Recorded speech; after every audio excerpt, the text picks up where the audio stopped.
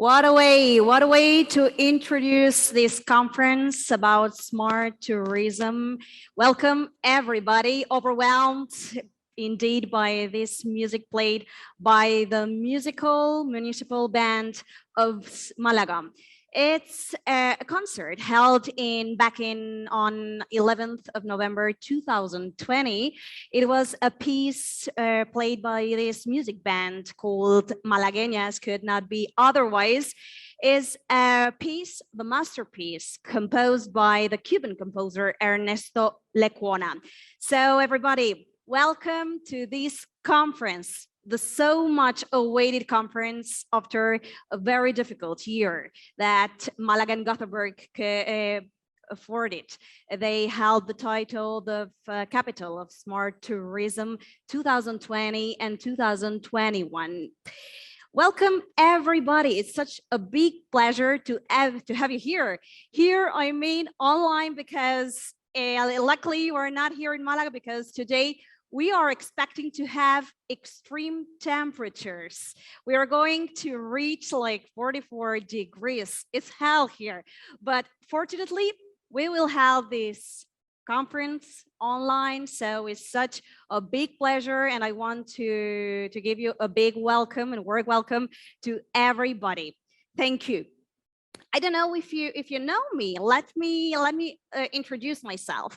I'm Romina. I'm a TV anchor and journalist of the public television here in Malaga. For a year, I've been working on a very special TV program called Malaga Great City, dedicated to this title that Malaga held since 2020, which is the European capital of smart tourism. During this program, I really realized that the smart tourism is that kind of tourism that is known that can support economic growth and development, environment conservation, and help locals and visitors to communicate with each other, create bonds, and support each other, even in situations like pandemic caused by COVID-19. So I think that is such a great opportunity to have a lot of that smart people like you that are gathering all together today that are working towards this goal. So thank you so much. Just wanted to assure that this is going to be a very pleasant workshop where a lot of speakers from, if I'm not wrong, 7 different countries will share their knowledges, experiments, experience, lessons during this year in terms of smart tourism.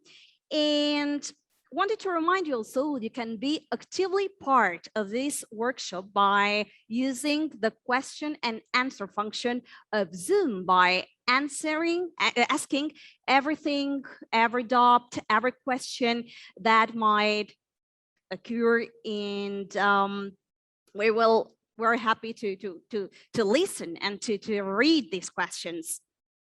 Before starting this workshop, allow me to say a few words about the Malaga city, this wonderful and amazing city that managed to become the European capital of smart tourism.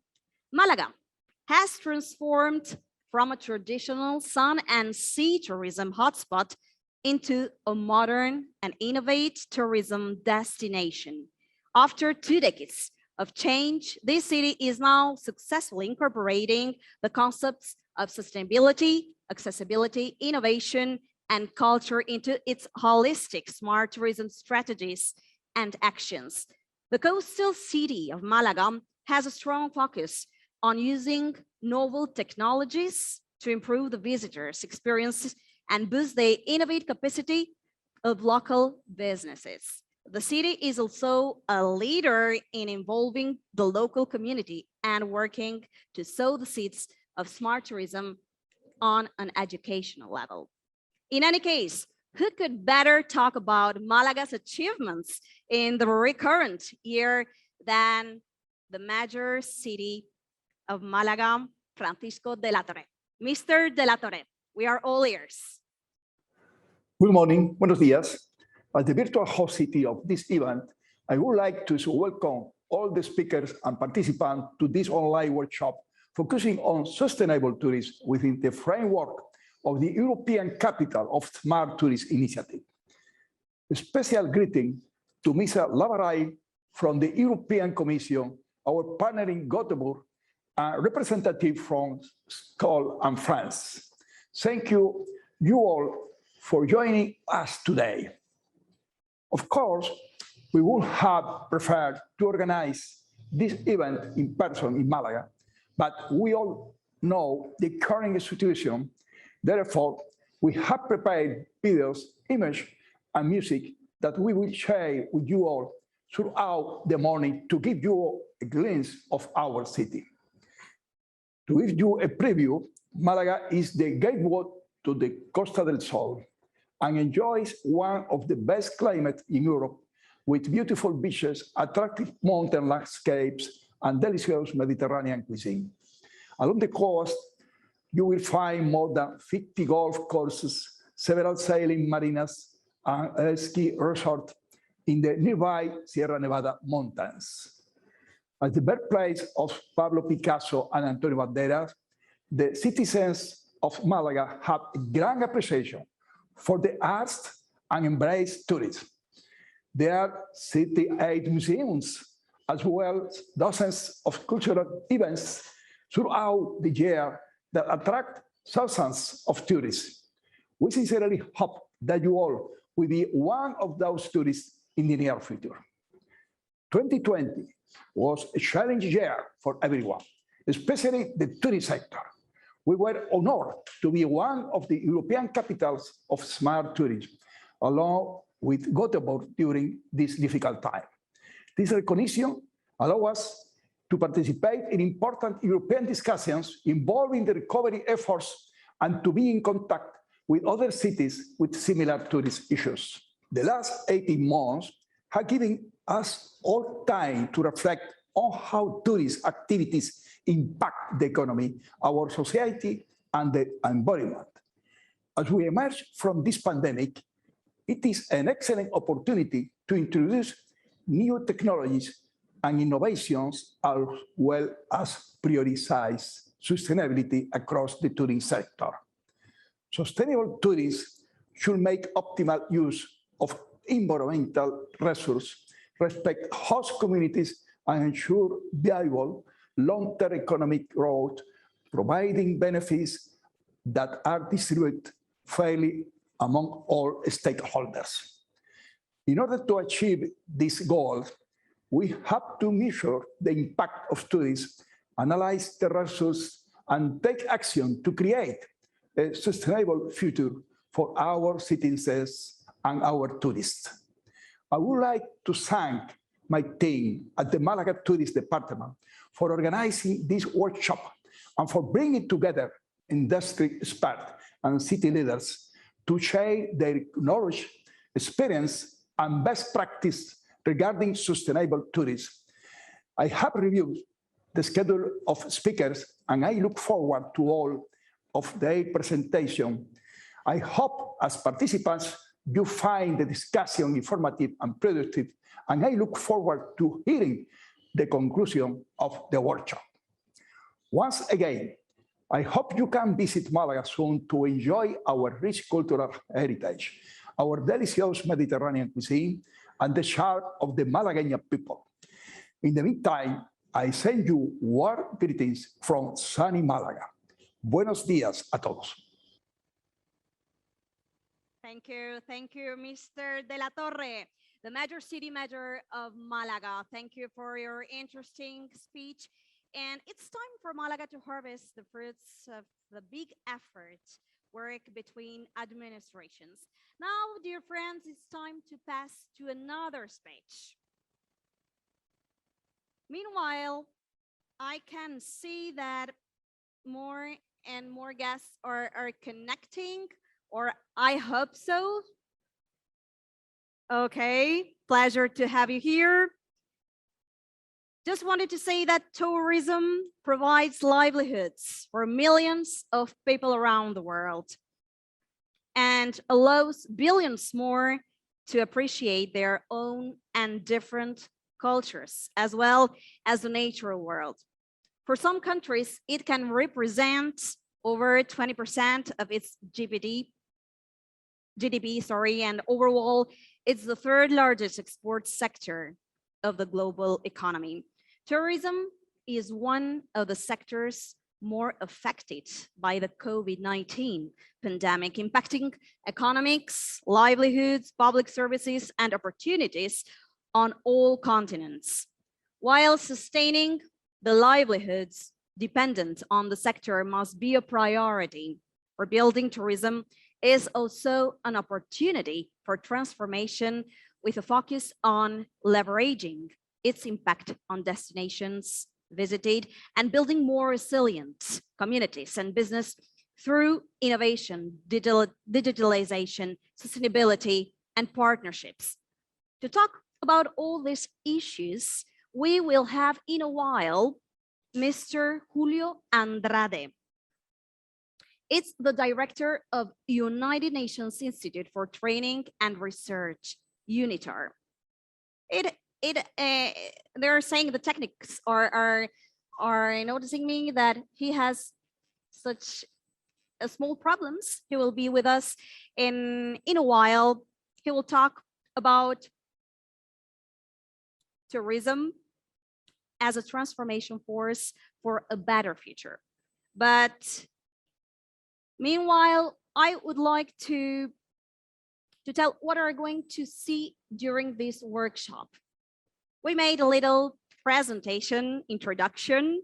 I'd like to have more of you connected now. We'll talk with Julio Andrade in a couple of minutes. Then we will have a coffee break, a short coffee break, when you can see some promotional videos of Malaga. Then during the coffee break, you can benefit to think and elaborate your questions for the debate that we will have right back to the coffee break. It'll be an introduction to a debate. My friend Mark Sanderson will moderate this debate. We'll have cities representatives like Karen Weber, Maria Grazia Marini, Jennifer Holman, Diane Ristic, Eric Williamson, Wojciech Mania, and Mrs. Gisela Gruber from different European countries.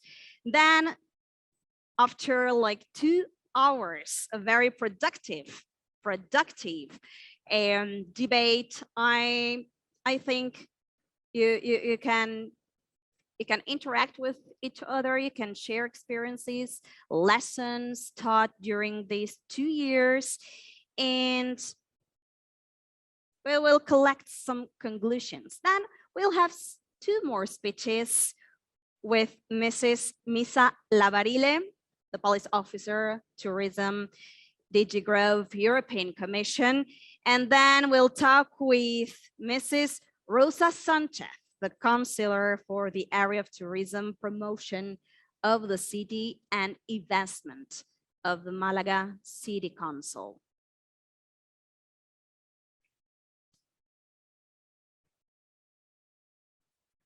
Let's hope Julio is ready now. Do we have any news? No? Okay. We can wait for the interesting speech of Julio Andrade.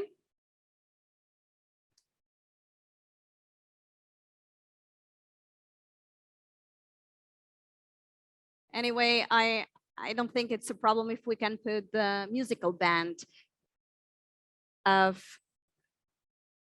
Mark Sanderson is here. Let's connect with Mark Sanderson, my friend, who will moderate the most productive part of this workshop. Hi, Mark. Good morning. Such a pleasure to have you here. I'm so glad. Good morning, Romina. It's great to see you. And unfortunately, I couldn't be there with you, but this is a fantastic way to kick things off. Thank you very much for your help and your professionalism. Throughout this entire year. As you mentioned, you've been working on these fantastic reports, video reports that we have online for people if they would like to view those from Canal Málaga, talking about the different categories in which Málaga has been aspiring over the last year. It was some really great investigative, in journalism and reporting. So thank you very much for all that you've done and supporting us. And we're excited about the workshop today and the guests that will be joining us later throughout the morning. I've been in touch with Julio Andrade. He is arriving to the office right now, and we'll be connecting shortly. It's just an unfortunate delay. But I would like to mention, I had the opportunity to work with Julio over the years, and he is a fantastic expert in tourism. And as Romina mentioned, he's also now working with the United Nations and a project we have here in Málaga called CIFAL, which is a training facility for the United Nations focusing on leadership development and specifically obviously around the 17 sustainability goals. The interesting thing about Julio as well is that he worked in the city of Málaga for many years and was also the city council member for tourism throughout many years. So he has been involved firsthand in the transformation of the city over the last couple of years, certainly from a tourism perspective. And now he is working with the United Nations and helping the city introduce and implement all of the 17 development goals and implement those strategies into our city strategy, overall city strategy, as well as our tourism strategy. So we're excited that he has decided to join us today, and we be able to give us some his perspective, certainly from a Spanish perspective, from a European perspective, even from a global perspective on how tourism is evolving. Certainly the experiences of this last year, how the United Nations is training and teaching people about sustainable tourism. So I think it's going to be a fantastic opportunity to listen to him. And again, it's open to questions. If people have questions they want to put into the chat, he'll be happy to answer. He's a very, very knowledgeable individual. So we're looking forward to that. So Romina, I appreciate again your support and helping us put this all together.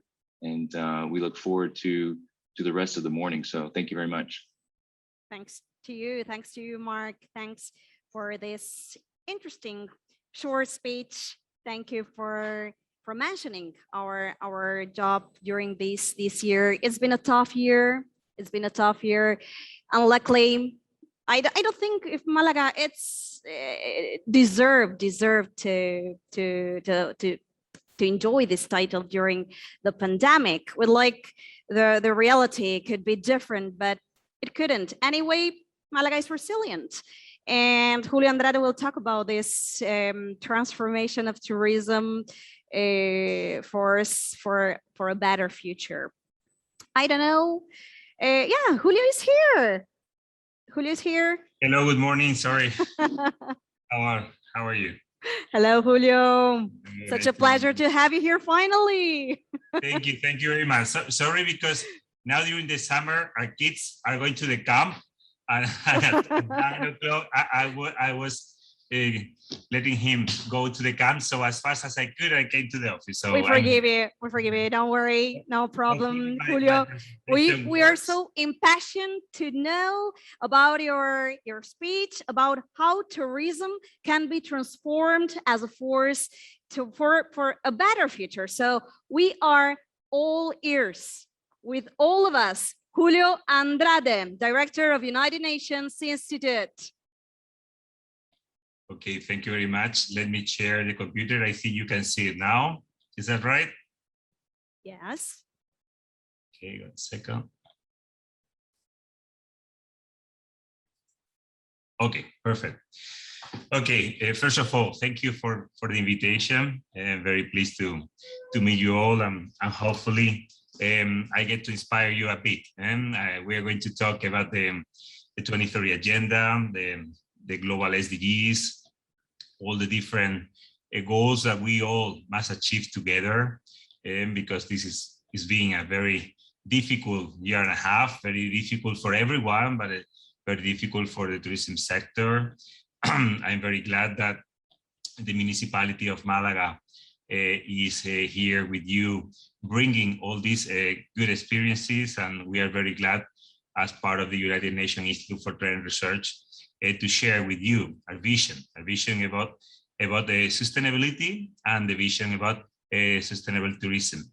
So as I mentioned to Mark, and thank you for inviting me, Mark, to be here. Tourism can be, of course, a transforming force for a better future, but it would be if we really achieve the SDGs. Otherwise, it would not be possible, because we are going to talk about the SDGs as a global, because SDGs that not only means sustainability, environmentally sustainability, as you really know, but also economic and social sustainability. So we are going to talk about global challenges. We are going to talk a bit about the UN system and our role in the UN system as the UN agency for capacity building. We are going to talk about the future of the tourism sector before and after the pandemic. What is the framework? Like, we have a framework in the European Union talking about sustainable development, but also talking about a circular economy, the Green Deal. And also we are now trying to achieve not only the goals for the 2030, but also the European Urban Agenda for 2050. And how do we do it? And through this roadmap to implement the SDG in our organization. So first of all, I would like to share with you, we are going to share a few videos, short videos, but with this video, I would like to make you participant of the conversation. So after the video, I would like you to mention, and what do you feel about this?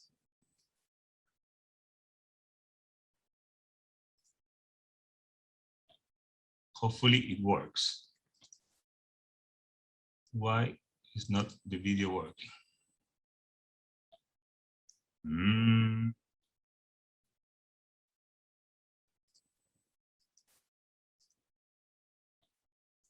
Should be here. If my computer was working, but I don't know why it's not working while I'm sharing. Well, I'll do one thing. 1 second, because they are this video, we can find them.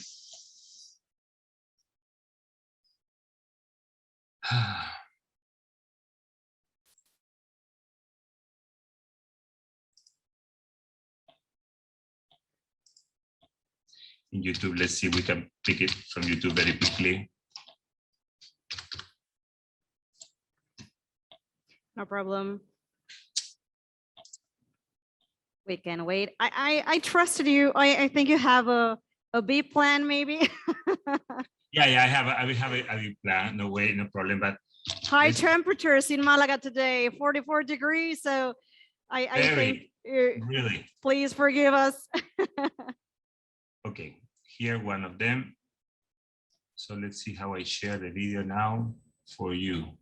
Greetings to the United Nations General Assembly from the International Space Station. I'm astronaut Scott Kelly.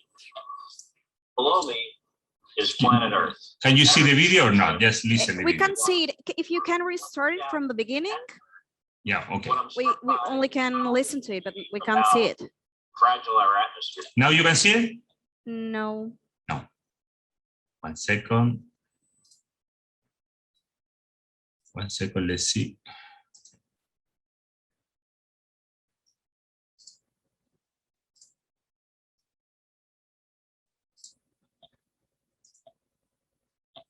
Here, okay, now.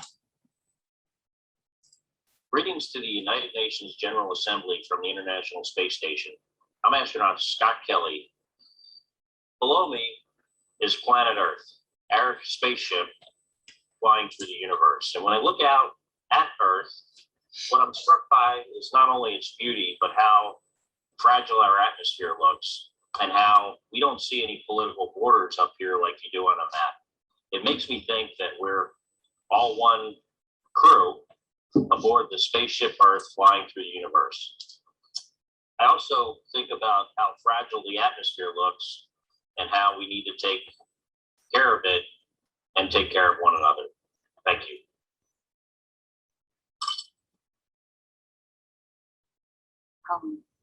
It means such completely different things to every person in the world. It's a house, it's a city, it's a country.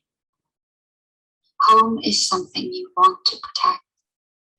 People will go to extraordinary lengths to preserve their home. People, their homes. And if they don't feel that they have a home, they'll risk everything.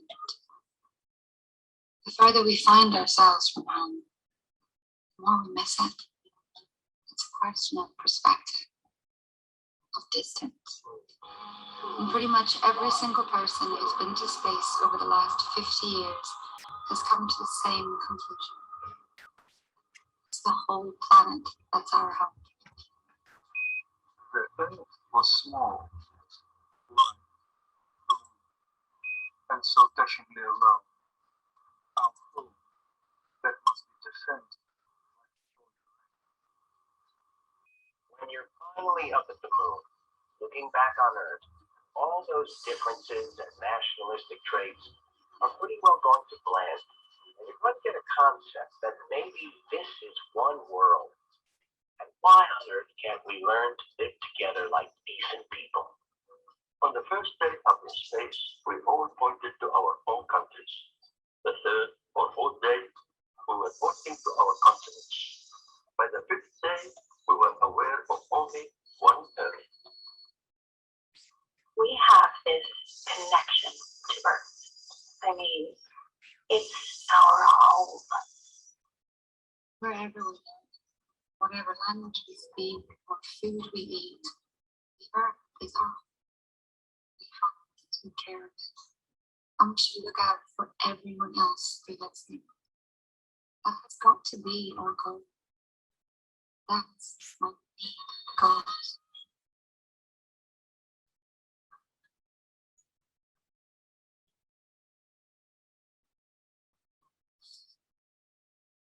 I would like you to mention what do you feel about this video? What are your sensations? What's happening? Let's stop here. Otherwise, it's going to continue.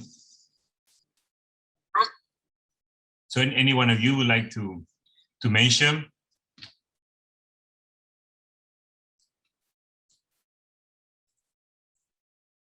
Shall I start, Sure. Julio? Sure.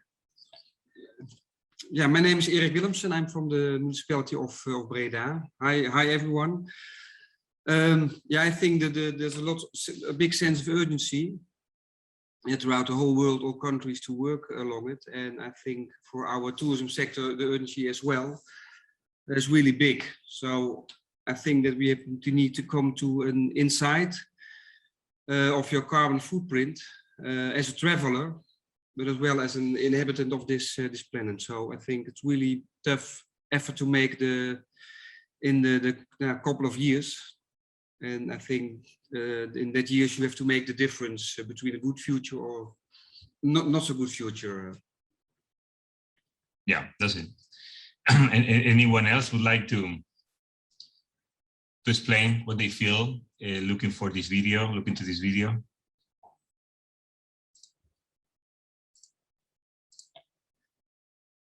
Well, we can see if you could see, astronaut Scott Kelly was addressing UN General Assembly. Was the first time the UN got a connection with the space station, and this was just before the General Assembly was going to vote for the 2030 agenda and the SDG. It was the first time all of them voted for one. I mean, all of them voted. The 993 chief of states voted for one resolution, and this was impressive because, as you preferably know, most of the resolution, well, they get to be approved, but not many countries like the resolutions. At this time, astronaut Scott Kelly was not only addressing the UN General Assembly, they were looking that for many years, different astronauts were telling almost the same. From the space, you can see one planet. You can see there is a fragile planet. You don't see political borders. And most of the time we spend our time talking about political borders, talking about our countries, our region, our economy. And then you can really realize that we have no plan B for just the planet that we have. And we are not really doing a good job. And we are really doing whatever we think is good for us, but not thinking about the future of our kids. And so, well, this was just a question of understanding that we must all think about the planet that is the planet we have for living. And so this was just a few lessons that we hope all these people could learn before approving this agenda and the agenda for everyone. So now that we have an agenda, we need to see that we have 17 goals. And the first one is talking about no poverty, no leave one behind. And it could not be easy not to leave one behind. But what we say is that don't wait till the UN solve the problems of the world. Don't wait till your country, your city solve the problems. We need to start from ourselves. And as an individual, we need to say, what can we do? And what I can do to be more sustainable in my life? What can I do not to leave one behind around me, in my family, my neighbors, cooperating with NGOs, supporting some projects. We need to see how to improve the good health and well-being of the people, and how do we achieve the quality of education. During the pandemic, everyone was saying, well, good thing that the kids can still take lessons through internet and through virtual classes. But what about these thousands and millions of students around the world that either they don't have internet, either they don't have computer? What about them? I tell you, more than 1,000 million of these kids were not attending a school for more than a year. What about gender equality? And did we really all achieve gender equality goals? Even in our countries, we probably say that, well, we are advancing, but sometimes we're like we're not. But what about many countries where just the girls are the ones that are not able to go to school? What about the clean water and sanitation? How many kids die every day because either they don't have no water, either the water is contaminated? And clean energy, or decent work, or innovation, or sustainable cities and communities. That's the main goal for the cities. And cities, it should be resilient, it should be safe, and should be sustainable, and to achieve the goals. And if we are more responsible with the consumption, we just buy and buy products. We don't take care. You can really realize when you are buying anything from a big company, probably you are buying something that is really tiny, but you are getting a huge box and with, I don't know, but a lot of plastic, a lot of carton. So, I mean, we don't really realize. We just want something and we want it right away. So that is not just expensive, and probably it's cheap for you, but it's really expensive for the planet, because the energy that was wasted, the carbon emission, and so many other issues that we most of the time don't really realize. And what about climate action? What is happening in your countries? What is happening in our countries? What is happening in Russia or in Canada with these high temperatures? We really think climate action is not acting. We really think we can be doing exactly the same we were used to be doing 10 years ago? Really no. And life below water, what about the plastic in the oceans? And we are eating these fishes that probably were not bringing really healthy food because they already ate all the plastic that was around them. And what about the peace and the justice and the strong institutions? And finally, the partnership for the goals. This meeting is a way of achieving and the SDG 17. And we are building a network of people that want to achieve similar goals, and we belong to different countries, to different cities, and we have the same commitment. So this is what is the agenda about. So the UN system is so big, and I don't want to talk to you about the UN system as a whole. Our agency is based in Geneva, our headquarters is in Geneva, and this is the Palais, how it's called, a beautiful historical building that reminds us that there was a world war, and we hope not to have anyone else again. And so what we do is we deliver capacity building around the world.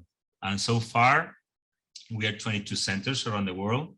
Our center is based in Málaga, but from Málaga, we train around the world. We are now training teachers in Mexico. We are training stakeholders around Europe. We are training officials in different cities in Spain.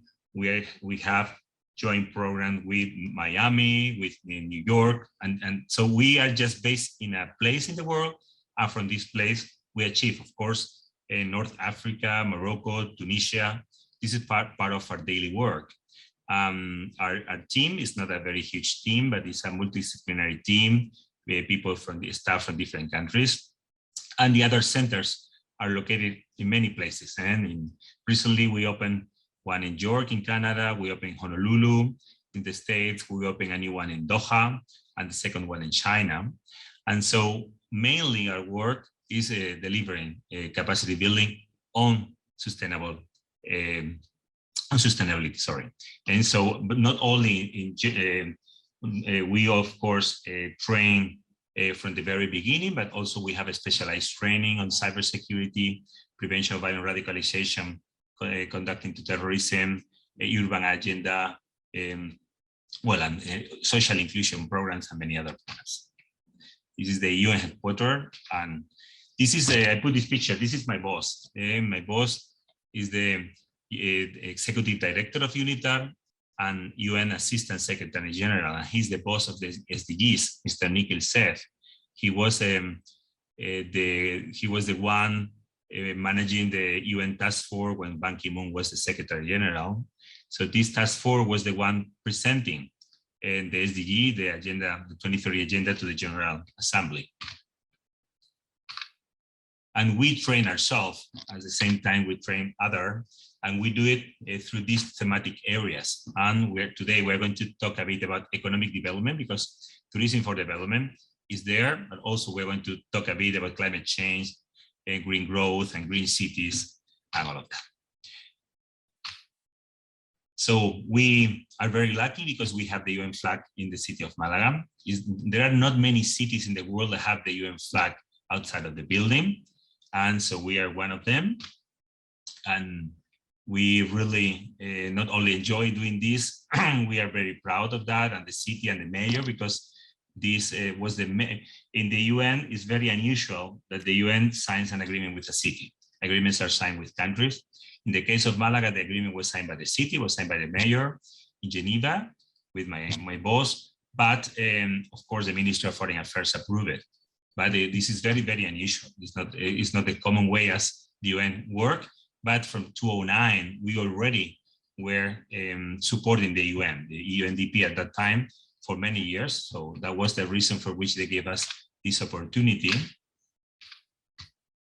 Well, let's talk a bit about poverty. You can see this this map, and you can see this map is modifying the size of the countries according to the total number of people living on up to $2 a day. And this is terrible, no? But there are so many people living with that. But it's not only that poverty, the size of poverty is always linked to the health, it's always linked to the education, it's only linked to the living standards. So all these people really don't have a good quality of life, as you perfectly know. So that's why these people try to find a new place in the world to live better, and just to live and just to eat and just to be safe. There is a colleague that mentioned in the UN one time, we were having a meeting, and I still remember this word. Could you think what does poverty smells for? What a question, no? So, well, we need to think, I was mentioning before, that there are so many problems related to the agenda. And this problem, clean water and sanitation, is really a big problem, because with no water, you have nothing. You have no life, you have no economy, you have nothing. Water is the first step, but there are so many people that, that live without water, without real water, and of course also without a good sanitation. So they cannot they cannot grow groceries because the area is contaminated. So this is very difficult, and there are of course many UN programs, there are NGOs programs trying to solve it, but it's not that easy. But also what happened with the floods, how many million of people have floods, how many million of people are displaced by weather, climate, because wars, because conflicts. Also, how many internal displacements, and because droughts, how many heat waves and wildfires around the world that you can see in the news, and the climate change threatens. So, and the ocean acidification, so many threats. And because the climate change, and because we are not really doing well with our planet. And what about tourism? Well, this was before the pandemic, no? So in the International Year of Tourism, the rates were incredible, okay? There were 1,322 million of people traveling around the world.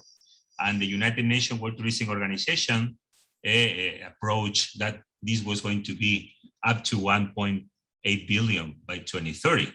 Many people happy, not all residents were happy, because as you perfectly know, this increase was a question of quantity, but not always a question of quality. And yeah, of course, people, the cities and the countries taking a look on their sites that were really visited, and the million of people visiting, delivering, spending their money in the city. It could look awesome, but sometimes look terrible. Paris and China and the Statue of Liberty, so many crowd and so many people at the same time. The heritage was not very well protected. The residents were not really happy with what was happening around them. Do we want to repeat the same mistakes? And I know the ones that we are here, we don't want to. And sometimes we don't know how to, but we don't really want to, because this is not good. So probably the pandemic is now giving us the opportunity to think about it. I would not play the video because it's not going to work, but if you like, you can just in YouTube take a look with the people for the global goals.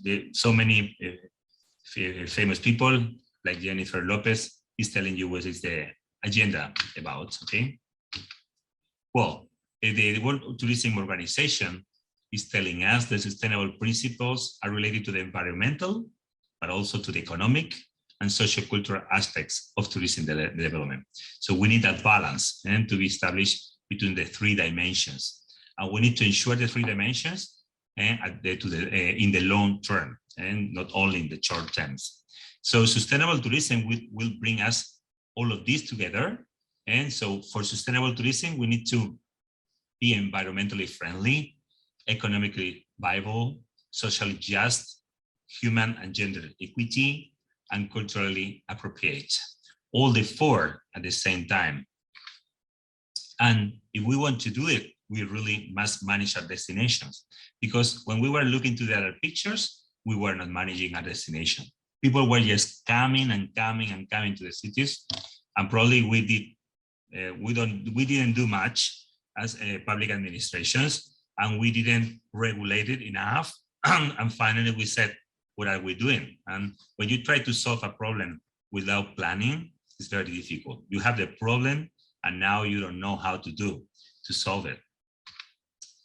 Well, I would not talk much about tourism trends before the pandemic and after the pandemic, but after the pandemic, safety and security are top. Not always safety and security were top, but now safety and security are top. Sustainability, of course, and of course everyone want to feel their own experience. They want to involve in the local and authentic cultural experience. They want to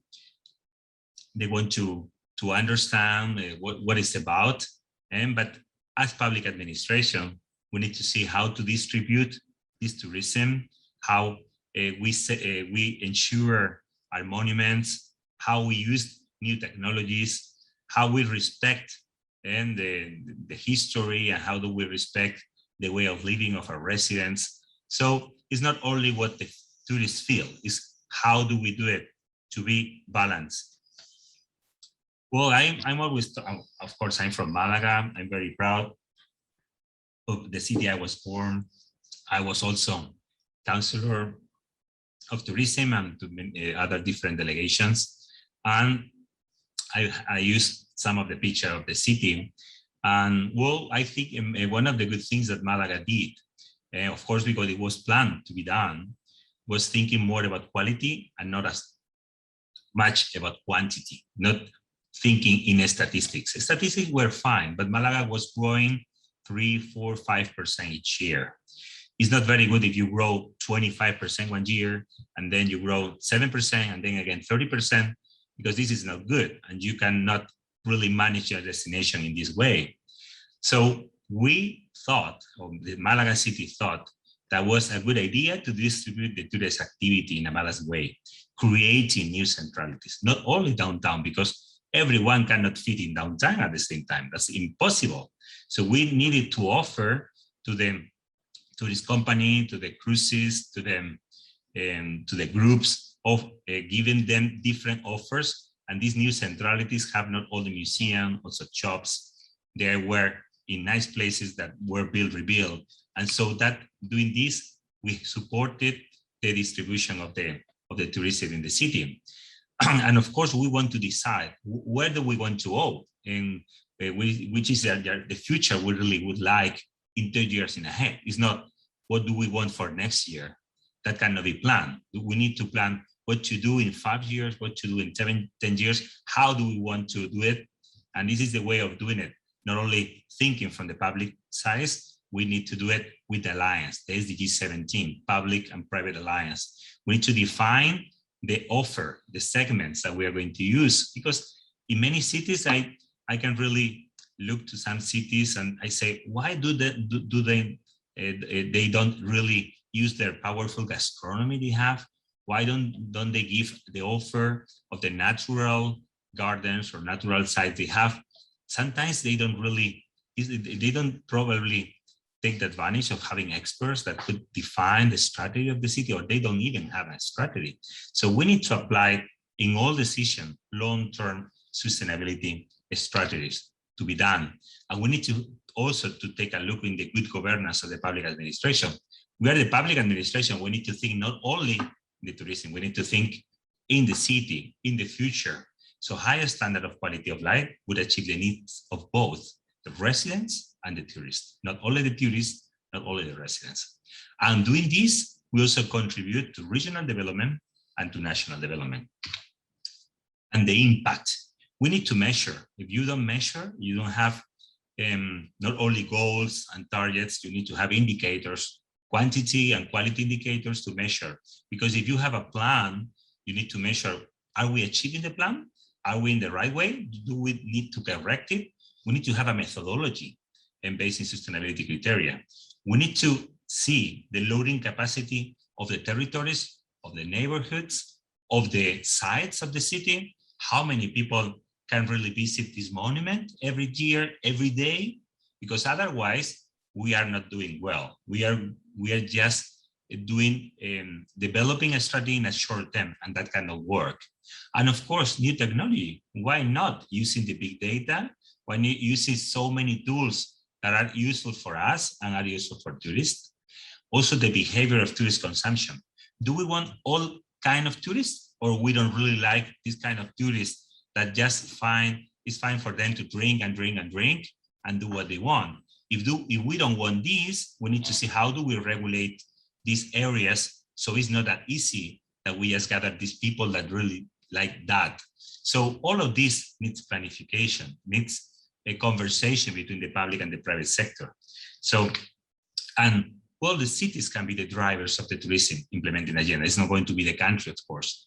And we need to do promotion, and we need to do the right promotion. There's so many tourist fairs around the world, but maybe we really like to bring these tourists that are from this area of Japan because they like what we can offer. Maybe we really want to bring these German people that like culture, or maybe we want to bring these British people that like gastronomy. So we need to do this market intelligence and try to find this niche and trying to build the correct model for them. But just think, we need to support the conviviality, the intercultural conviviality, respecting. We have a history, Jewish, Muslim, Catholic history. We need to really achieve and manage the history. And we need to see which is the social impact of tourist activity, because sometimes we just need to say, okay, maybe this year we cannot open this monument for tourists because we are not protecting the monument and it's giving not a correct impact. And what about mobility? We are always thinking about mobility of the people, mobility of the tourists. How do they move around? They walk, they take the train, they take a car, they rent a car, they take Segway, and having this offer that would be also good for the residents and good for the city, protecting the history, I mentioned it before. Okay, what does the European Union mention about this? Because it's true, the European Union decided to be part of the agenda. They decided to be part of this model, to be part of the dimension that I already mentioned. And they also try to explain us that we need to achieve these specific objectives: human dignity, regional and global stability, healthy planet, just and resilient societies, and prosperous economy. When I was talking about the SDGs, okay, the SDGs are 17, but there are like 5 pillars. We call them the 5 Ps. So we now are asking you to join to contribute to reducing poverty, inequalities, and the fight against climate change. Not just because you as an individual, because you as part of an organization, as part of an institution, that can do a lot, because you can achieve you can drive the challenge in your organization. So when we're talking the 5 pillars, we're talking about people, not leave one behind, dignity, equality, and we're talking about planet, protecting our planet, our natural resources, and for the future generation. And we're talking about prosperity, ensuring prosperity and the harmony with nature, but for everyone, not just for my city, for my region, prosperity for the world. If Africa is more prosper, Europe is more prosper, and it works like that. And so sometimes we don't think it, but it works like that. And peace and peaceful, and foster peaceful, just and inclusive societies. And of course, the partnership and the implementing the agenda all together. So leave no one behind. That is for us the value, is the real commitment that we have. We need to do it having this balance I mentioned before, social, economic, and environmental.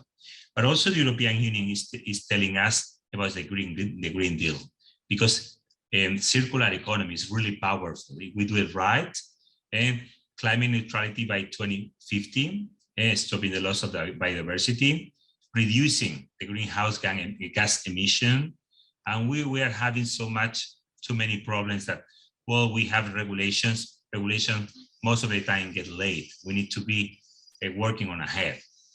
And we need to give a second opportunity to raw materials, because we need to think about even the redesigning of the products, about the production and consumption of the product, about the waste management, and giving this a second opportunity to the materials, not only recycling, and also giving us the opportunities through the innovation.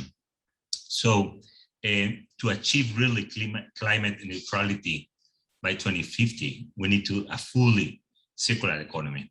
And there is a plan. There is what is called the European Green Deal. We really we are currently not doing very good, because we only use 12% of secondary materials being returned to the economy. And we can really know that many products break down very easily. They cannot even be reused. PET plastic, like they are very bad for the consumption, but we are having a lot of PET plastic. Most of the time we don't repair, neither recycle the mobile and the cellulars or the computer. I many times tell the families, you can have a computer, okay? Maybe it's not perfect, but can be good for your second boy. It can be good for another kid. You maybe can just change something, but you don't need to throw away the whole computer. But some of the time we don't think about it, because it's quite cheap, no? And we just use it and throw it away. Even that, if we throw it away, what should we do? Because we should think that if we don't use it or reuse it or repair, we need to find out where to collect it. There are some points in the city, but probably local administration don't really give good communication about this. Of course, we have the garbage and we have the recycle cans around the buildings, but we don't have the collection, special cans to collect electronic or electrical or other kind of wasting material that can be recycled, and some of the components can be introduced again in the circular economy, even creating new jobs. Well, now if to finalize, I want to talk to you a bit about how do we do it? How do we start doing this SDG implementation?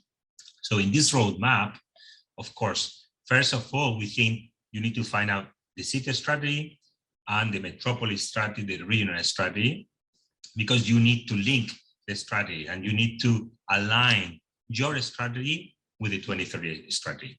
In Málaga, I always took this example because in Málaga, they even created this brand, Málaga ODS, Málaga SDG. You can create your brand and use it, and given the chance of the people saying, this is my brand. And so it was a nice expectation also, and well, it's part of the strategy. Also, the awareness and training in schools, talking in the schools, talking to the teachers, talking to the NGOs, talking to our stakeholders, staff from the city. Also, diagnosis and progress report. We need to see what are we achieving, and like Málaga has a progress report. Is the third progress report. Not any other city in Spain has been 3 years delivering a progress report. It's not always good what the progress report is telling you. Sometimes you need to take a look if you have some traffic, some red sign telling you that you need to correct something. So having an action plan, you need to have an action plan, and you need to monitor. So like here, Málaga, Málaga city for 20 years, every 10 years, there would be a new strategy for the city. But finally, the mayor decided, let's not have a new strategy. Let's align our strategy with the agenda. So what the city did is, okay, these are our main projects. What about this project? Are they related to 1 to 2 to 3 SDGs?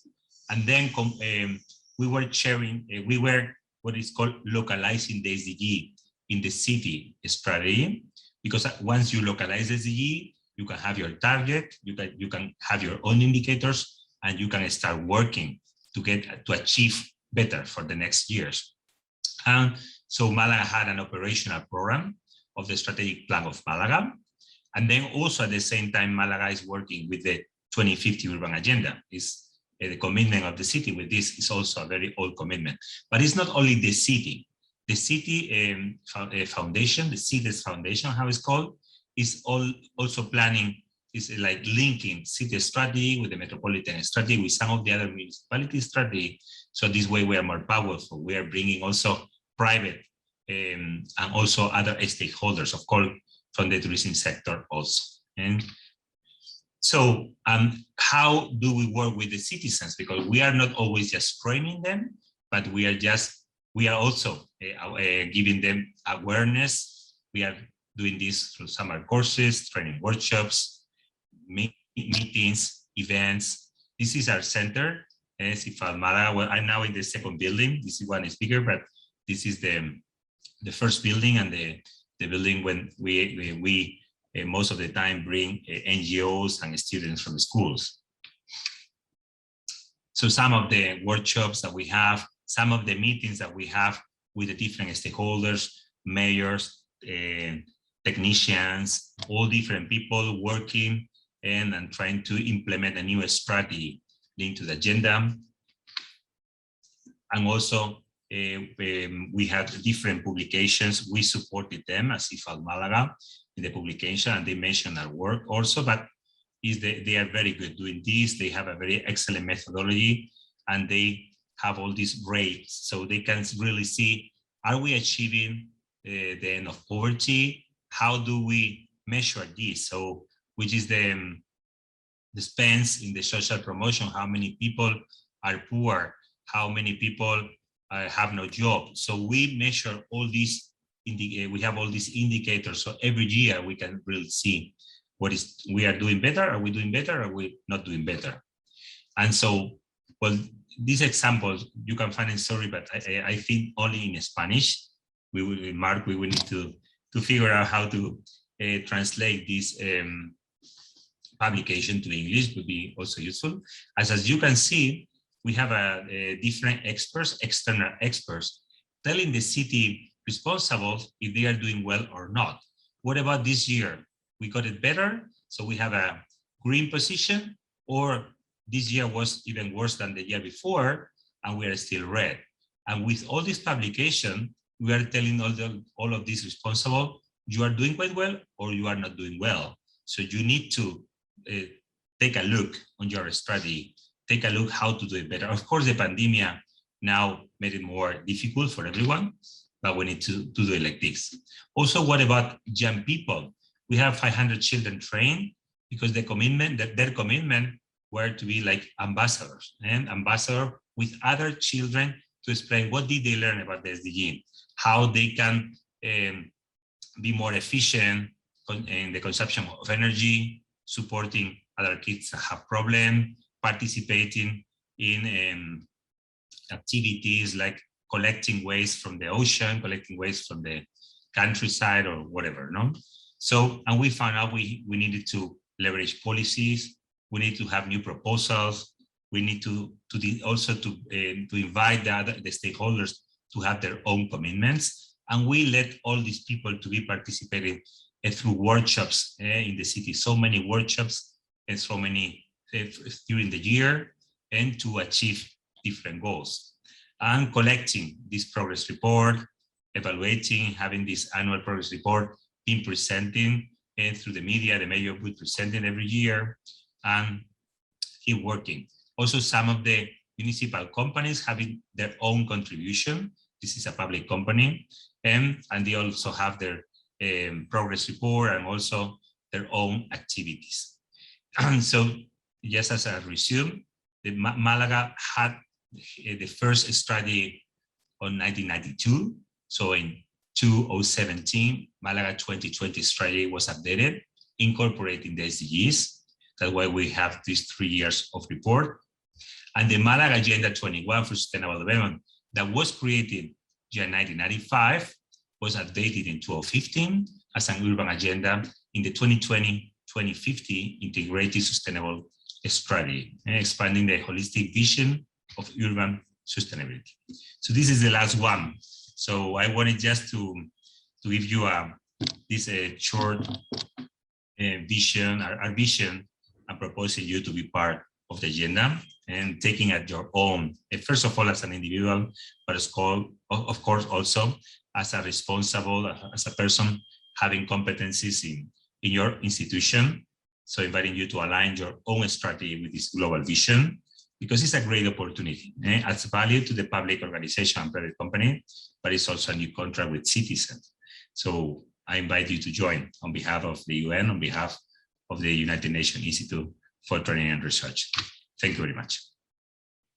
Thank you. Great, Julio. Thank you so much. Such a helpful contribution.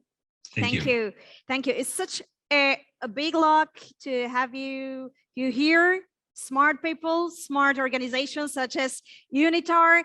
As I mentioned before, you can be an active part of this workshop by asking and getting answers from Julio. So consider taking a step further, Julio's speech by making it a town hall meeting where you can make questions and get answers.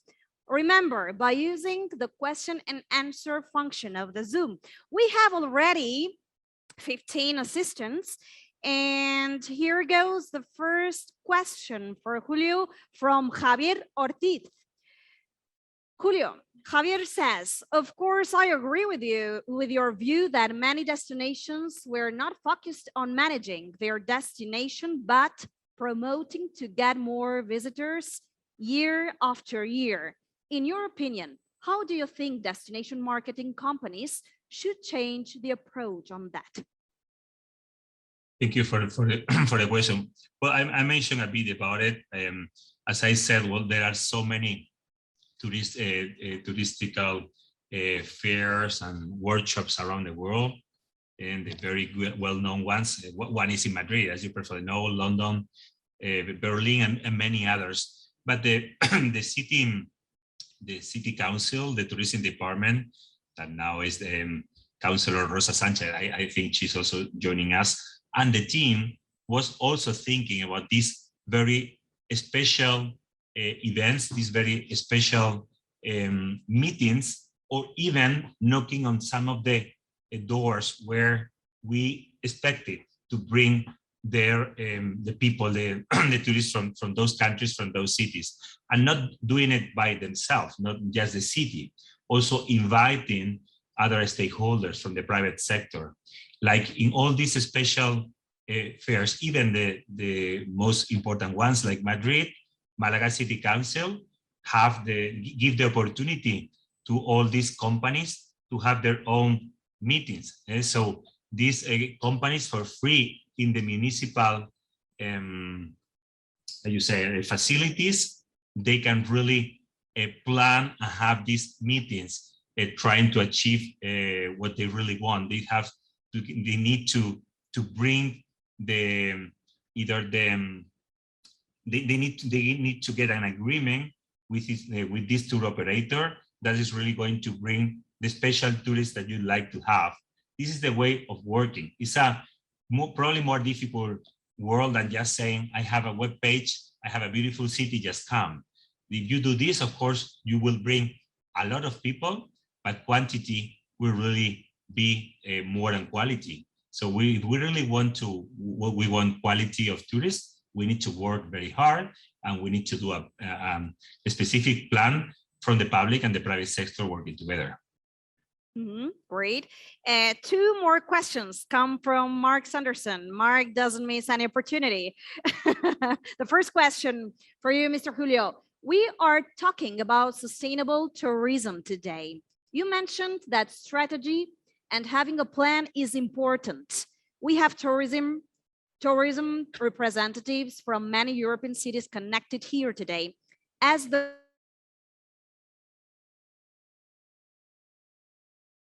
17 SDGs should they keep in mind? In other words, which of the 17 SDGs touch tourism? Yeah, okay, well, there is not a specific SDG for tourism, although when we are talking about tourism, we are talking about responsible consumption, economic development. So we can find tourism inside these SDGs. When you, I would need much more time to go through not only the goals, but also about the targets, because we have 169 targets. So you can find tourism specifically in some of those targets. And so I invite you to do it and take a look around this SDG 12.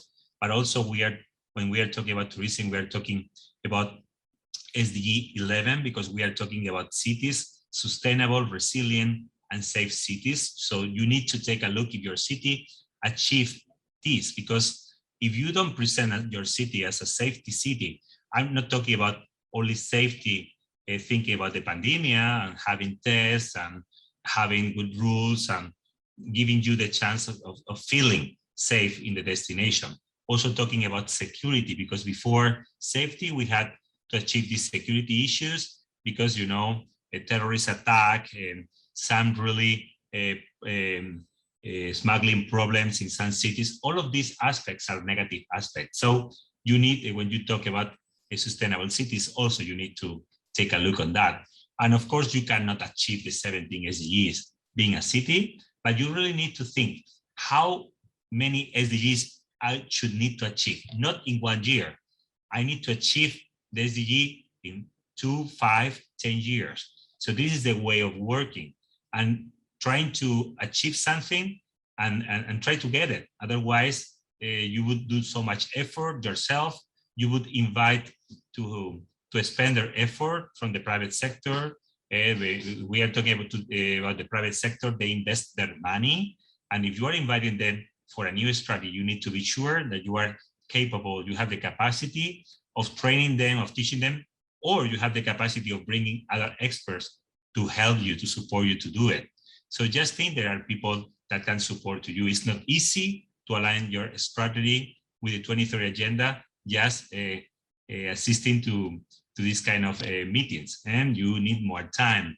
We also invite you to go through our training programs. We have a free course of 25 hours that is going to support to you through the sustainable tourism. You can find it in our webpage in cifalmalaga.org. So you can find it if you like, and you can take it for free. So you would probably need to find some of the experts that would like to support you and to do this to achieve the goals. Let's continue with the second question by Mark. Follow-up question. He says, just having a strategy is not enough. You said we must measure what we are doing. What SDGs indicators could we use for sustainable tourism? Is there a website or dashboard for tracking the UN SDG indicators? Well, of course, the UN have different web page. I was trying to remember the name of the, well, if you find out there is a sustainable official web page from the SDGs. I think you just Google UN SDGs and you would get it, and there you would find some of the tools. Also, you have for one side you have the targets that I mentioned, the 169. Each one of your countries have a national strategy, okay, like Spain does. So in your national strategy, you should find, because they would have a section where I'm sure you can find the touristic indicator your country decided would be the one to achieve, okay? And sometimes you need to find out your own indicators. Malaga did it, okay? Malaga took global indicators, national indicators, but also said, okay, because the characteristics of our city are like this, because we are trying to be a cultural capital for tourism, we need to find out how to measure if we are doing well. Let's say we are protecting our heritage. So we need to find out some of the indicators that would be good for that. So finally, you would need to have your maybe 20, 30 local indicators that are for your city, are not the same ones, maybe similar, but not the same one we use. So to be practical, I would invite you to take a look on the UN web page, but mainly would be more useful for you to take a look on your national strategy. And then with all of that, global, national, and your local needs, do your proper work. And this is not magic, okay? We don't have solutions for everyone. We have this is like a big umbrella, a big support, but from that you need to build your own strategy. Thank you, Julio. Another question comes from an unknown assistant. Do you think that the pandemic is going to change people's vision on the sustainability agenda? Well, I think it's okay. Probably the first one that need to change the mind are the institutions, because we thought it was not our problem. It's like many people think someone is going to solve my problems, and so. I mean, I think the first one that really need to change their strategy are the institution, of course, national, regional, and local level. And if we don't do it, how do we tell people to do more if we are not doing we are not the good example for people? So I think the pandemic at least is making us be more respectful. We are now thinking, how is the world, how is the planet that I'm living? We are really seeing that many things are happening, no? Not only the pandemic, earthquakes, fires, high temperatures. So I mean, could be quite stupid, sorry for the word, to think that we can still doing the same and the same and the same, and the world will be better. It will not.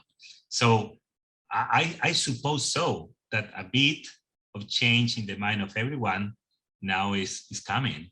So otherwise, some of the scientifics say that we are wasting the resources of our planet as we would have 3 planets and we have 1. So how can we still be doing the same?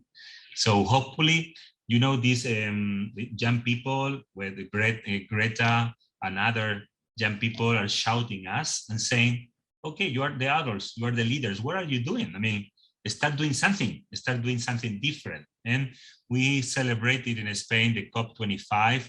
I was there, my agency, we were organizing different events, and we were very sad taking a look on these international leaders, that their commitments were not really the ones that the world was expecting to be.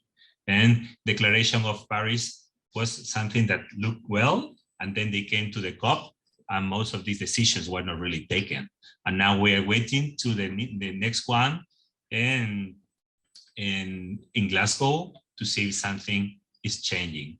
So, I mean, if the citizens of the world don't shout to the leaders, don't protest, don't have this mobilization, probably some of the leaders would have not said, would have not do nothing.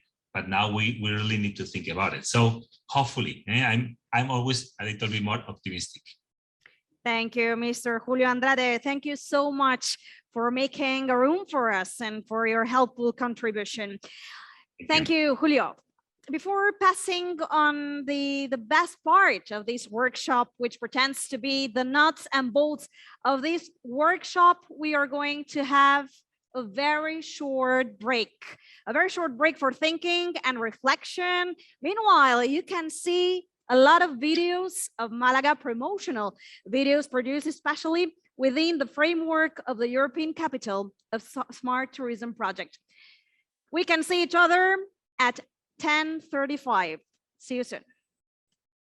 Welcome to Málaga, located in the heart of Andalusia, directly on the Costa del Sol. And with 300 days of sunshine per year, its name keeps its promise.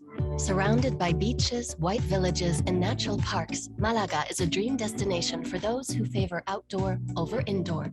A view with danger of addiction. And if you do get drawn back to the city, check this website for alternative routes and avoid overcrowding. See you in Málaga, European Capital of Smart Tourism 2020. Welcome to Málaga. In football, others might be better, but Málaga is a paradise for golfers. The Costa del Sol is not called Costa del Golf for nothing. The unique environment of mountains and sea also makes Málaga a hotspot for hikers, climbers, and all water sports fans. The app Aforo Costa del Sol gives live information on how well visited a beach is and even reveals the water temperature. And for a different kind of cooling off, hit the slopes in the Sierra Nevada. See you in Málaga, European Capital of Smart Tourism 2020. Welcome to Málaga. As the birthplace of Pablo Picasso, Málaga is dedicated to art. And with the Soho Málaga Quarter, it has a unique space for its artists. You can visit over 30 museums in the city. The easiest way to do so is the Málaga Pass. Simply order tickets online or via app and avoid queuing. This helps museums to regulate visitor numbers and ensure your safety. Enjoy culture, history, and art. See you in Málaga, European Capital of Smart Tourism 2020. Welcome to Málaga. Numerous sites like the Alcazaba or the Castillo de Gibraltar remind us of our city's history and bring visitors from all over the world to us every year. Many digital services help them to make the most of their visit. One is Victoria la Malagueña, the chatbot of our city. Like a real city guide, it provides background information on famous sites, facilitates orientation, and informs about opening hours, securing a safe and comfortable stay. See you in Málaga, European Capital of Smart Tourism 2020. Welcome to Málaga. Our city is known for its many monuments, good climate, fantastic food and wine, but also for its hospitality. Welcoming guests and making sure they enjoy their stay is our top priority. Today, more than ever, events take place under the strictest hygiene conditions. Safety first, serenity second. Many digital services simplify your visit and hopefully ensure unforgettable holiday moments. See you in Málaga, European Capital of Smart Tourism 2020. Welcome to Málaga. We are proud to be a popular tourist destination throughout the world, and we want to keep it that way. Thereby, nothing is more important to us than the safety of our guests. That is why hotels, restaurants, and retailers are committed to strict hygiene measures. They also apply when it comes to public transport. Let's stick together while staying safe. Together, we enjoy a Málaga that is better than ever. See you in Málaga, European Capital of Smart Tourism 2020. Welcome to Málaga. Located in the heart of Andalusia, directly on the Costa del Sol, and with 300 days of sunshine per year, its name keeps its promise. Surrounded by beaches, white villages, and natural parks, Málaga is a dream destination for those who favor outdoor over indoor. A view with danger of addiction. And if you do get drawn back to the city, check this website for alternative routes and avoid overcrowding. See you in Málaga, European Capital of Smart Tourism 2020. Welcome to Málaga. In football, others might be better, but Málaga is a paradise for golfers. The Costa del Sol is not called Costa del Golf for nothing. The unique environment of mountains and sea also makes Málaga a hotspot for hikers, climbers, and all water sports fans. The app Aforo Costa del Sol gives live information on how well visited a beach is and even reveals the water temperature. And for a different kind of cooling off, hit the slopes in the Sierra Nevada. See you in Málaga, European Capital of Smart Tourism 2020. Welcome to Málaga. As the birthplace of Pablo Picasso, Málaga is dedicated to art. And with the Soho Málaga Quarter, it has a unique space for its artists. You can visit over 30 museums in the city. The easiest way to do so is the Málaga Pass. Simply order tickets online or via app and avoid queuing. This helps museums to regulate visitor numbers and ensure your safety. Enjoy culture, history, and art. See you in Málaga, European Capital of Smart Tourism 2020. Welcome to Málaga. Numerous sites like the Alcazaba or the Castillo de Gibraltar remind us of our city's history and bring visitors from all over the world to us every year. Many digital services help them to make the most of their visit. One is Victoria La Malagueña, the chatbot of our city. Like a real city guide, it provides background information on famous sites, facilitates orientation, and informs about opening hours, securing a safe and comfortable stay. See you in Málaga, European Capital of Smart Tourism 2020. Welcome to Málaga. Our city is known for its many monuments, good climate, fantastic food and wine, but also for its hospitality. Welcoming guests and making sure they enjoy their stay is our top priority. Today, more than ever, events take place under the strictest hygiene conditions. Safety first, serenity second. Many digital services simplify your visit and hopefully ensure unforgettable holiday moments. See you in Málaga, European Capital of Smart Tourism 2020. Welcome to Málaga. We are proud to be a popular tourist destination throughout the world, and we want to keep it that way. Thereby, nothing is more important to us than the safety of our guests. That is why hotels, restaurants, and retailers are committed to strict hygiene measures. They also apply when it comes to public transport. Let's stick together while staying safe. Together, we enjoy a Málaga that is better than ever. See you in Málaga, European Capital of Smart Tourism 2020. Welcome to Málaga. Located in the heart of Andalusia, directly on the Costa del Sol, and with 300 days of sunshine per year, its name keeps its promise. Surrounded by beaches, white villages, and natural parks, Málaga is a dream destination for those who favor outdoor over indoor. A view with danger of addiction.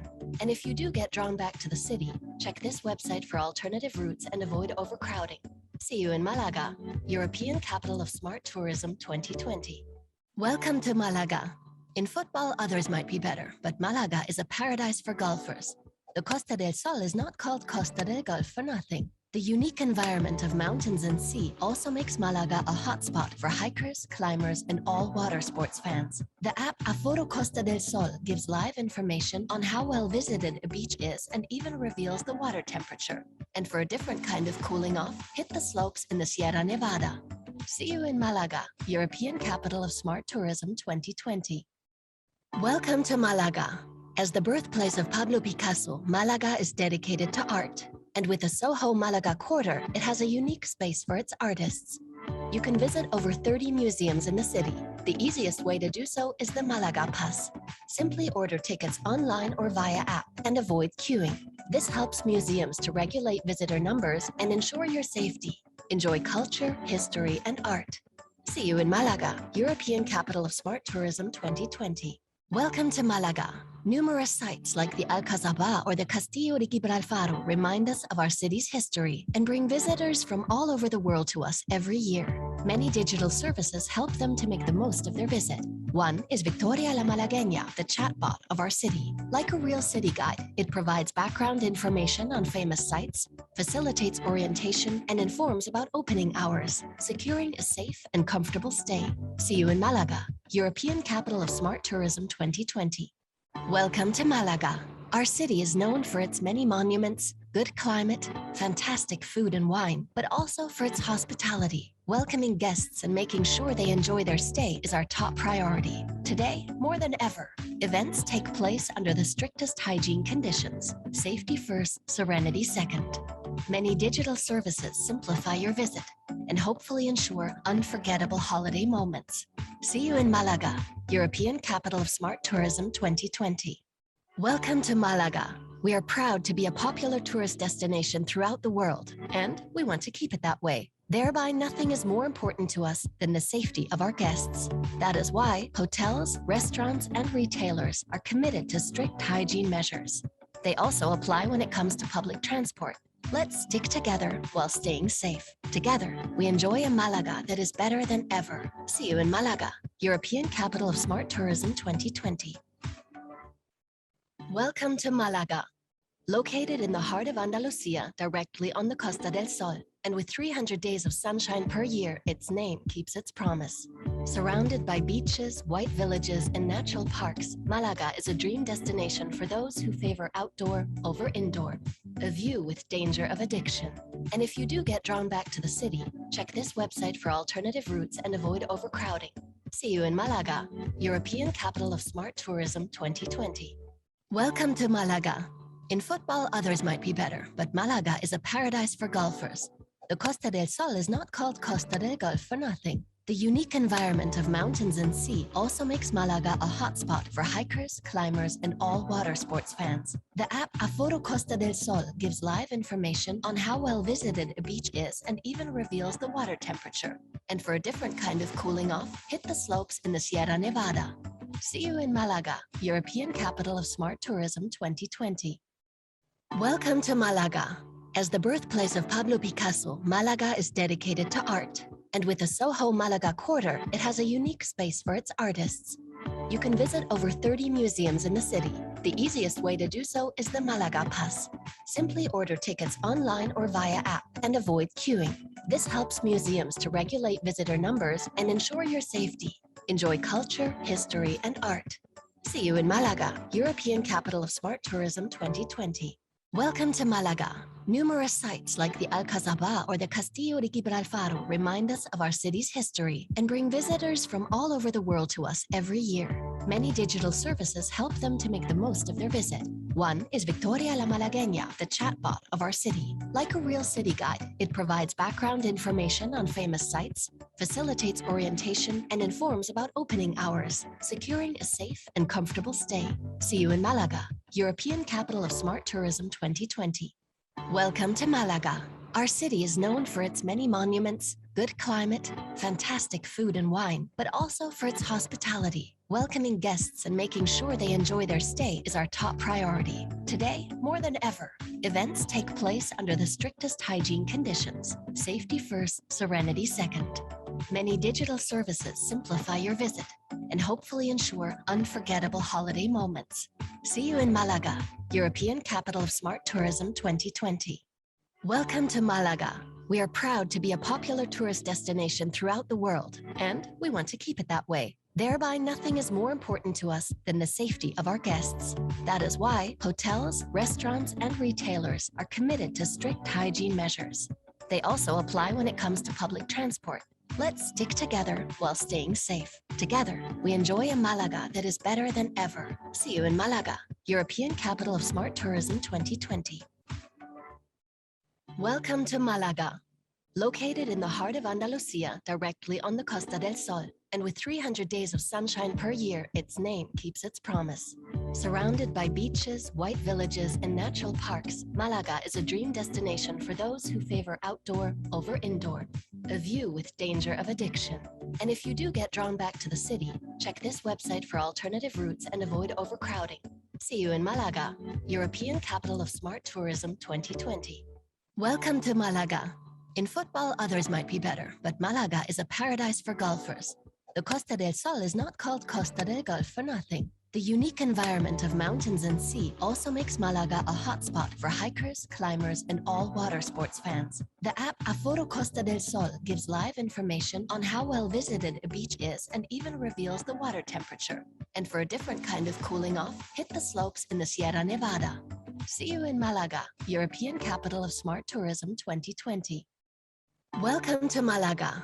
As the birthplace of Pablo Picasso, Málaga is dedicated to art. And with the Soho Málaga Quarter, it has a unique space for its artists. You can visit over 30 museums in the city. The easiest way to do so is the Málaga Pass. Simply order tickets online or via app and avoid queuing. This helps museums to regulate visitor numbers and ensure your safety. Enjoy culture, history, and art. See you in Málaga, European Capital of Smart Tourism 2020. Welcome to Málaga. Numerous sites like the Alcazaba or the Castillo de Gibraltar remind us of our city's history and bring visitors from all over the world to us every year. Many digital services help them to make the most of their visit. One is Victoria la Malagueña, the chatbot of our city. Like a real city guide, it provides background information on famous sites, facilitates orientation, and informs about opening hours, securing a safe and comfortable stay. See you in Málaga, European Capital of Smart Tourism 2020. Welcome to Málaga. Our city is known for its many monuments, good climate, fantastic food and wine, but also for its hospitality. Welcoming guests and making sure they enjoy their stay is our top priority. Today, more than ever, events take place under the strictest hygiene conditions. Safety first, serenity second. Many digital services simplify your visit and hopefully ensure unforgettable holiday moments. See you in Málaga, European Capital of Smart Tourism 2020. Welcome to Málaga. We are proud to be a popular tourist destination throughout the world, and we want to keep it that way. Thereby, nothing is more important to us than the safety of our guests. That is why hotels, restaurants, and retailers are committed to strict hygiene measures. They also apply when it comes to public transport. Let's stick together while staying safe. Together, we enjoy a Málaga that is better than ever. See you in Málaga, European Capital of Smart Tourism 2020. Welcome to Málaga. Located in the heart of Andalusia, directly on the Costa del Sol, and with 300 days of sunshine per year, its name keeps its promise. Surrounded by beaches, white villages, and natural parks, Málaga is a dream destination for those who favor outdoor over indoor. A view with danger of addiction. And if you do get drawn back to the city, check this website for alternative routes and avoid overcrowding. See you in Málaga, European Capital of Smart Tourism 2020. Welcome to Málaga. In football, others might be better, but Málaga is a paradise for golfers. The Costa del Sol is not called Costa del Golf for nothing. The unique environment of mountains and sea also makes Málaga a hotspot for hikers, climbers, and all water sports fans. The app Aforo Costa del Sol gives live information on how well visited a beach is and even reveals the water temperature. And for a different kind of cooling off, hit the slopes in the Sierra Nevada. See you in Málaga, European Capital of Smart Tourism 2020. Welcome to Málaga. As the birthplace of Pablo Picasso, Málaga is dedicated to art. And with the Soho Málaga Quarter, it has a unique space for its artists. You can visit over 30 museums in the city. The easiest way to do so is the Málaga Pass.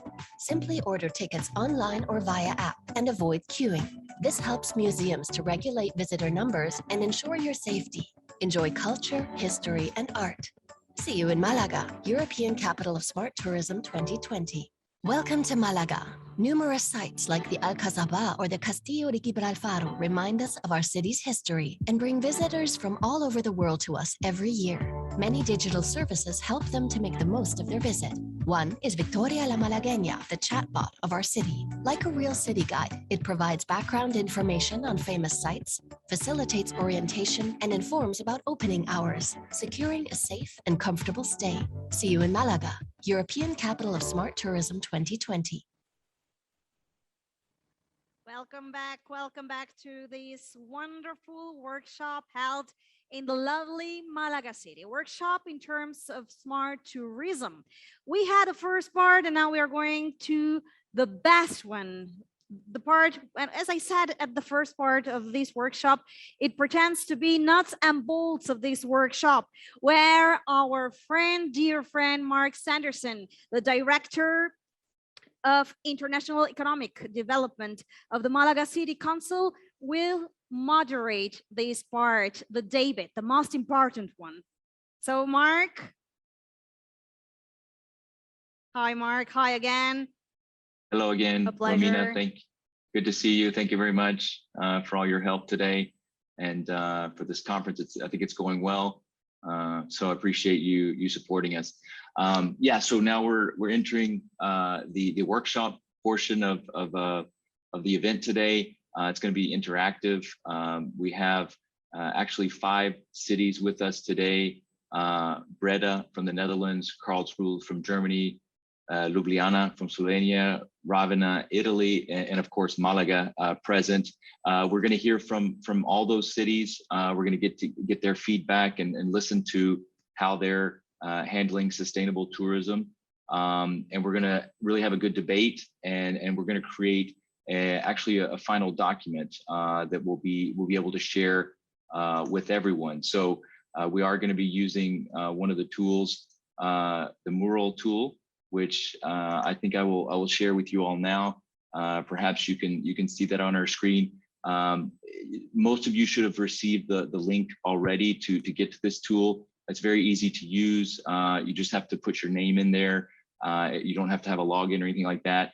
And then we'll be able to all put our information onto this mural.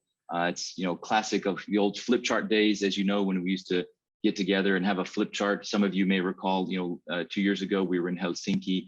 We did something similar. We broke up into small groups. That's what we want to do today, but obviously from a virtual perspective. And this is our virtual flip chart, if you will, where we're going to write down our ideas and thoughts. It's again, it's very simple to use. In the top left corner, you can see just how you can, the second button down is for text, and you can select text and create a sticky note. Pick your favorite color, maybe the color of your city, if you will. And so you can just, click there and add a text box to the area. So we'll be doing that throughout the day and throughout this workshop. And feel free, for those of you who already have the link, you can start putting in your thoughts and ideas.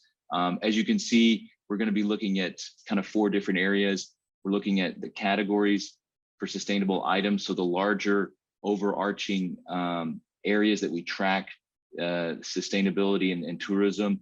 Obviously we know what most of them are, but we just want to kind of go through it again. But looking at obviously environment, socio-economic sustainability as well. We look at water conservation, things like that. What are sort of the larger categories? And then we're going to look at the second column, of course, is performance indicators. So how do we track those? We measure CO2. We measure a number of nights of stays in hotels. How do we measure the impact of those, water usage and things like that? What are the actual indicators? The third column in the middle, we'll see rankings and benchmarks. We've already talked about some today. Julio mentioned a few, but what are the different overarching, from a national level, from a European level, and again, from a global level? What are the certifications? What are the rankings? What are the studies that are taking place that are most important that we should all be looking at and considering in order to get ideas? That's the purpose of this. We all want to work together, and we want to share ideas.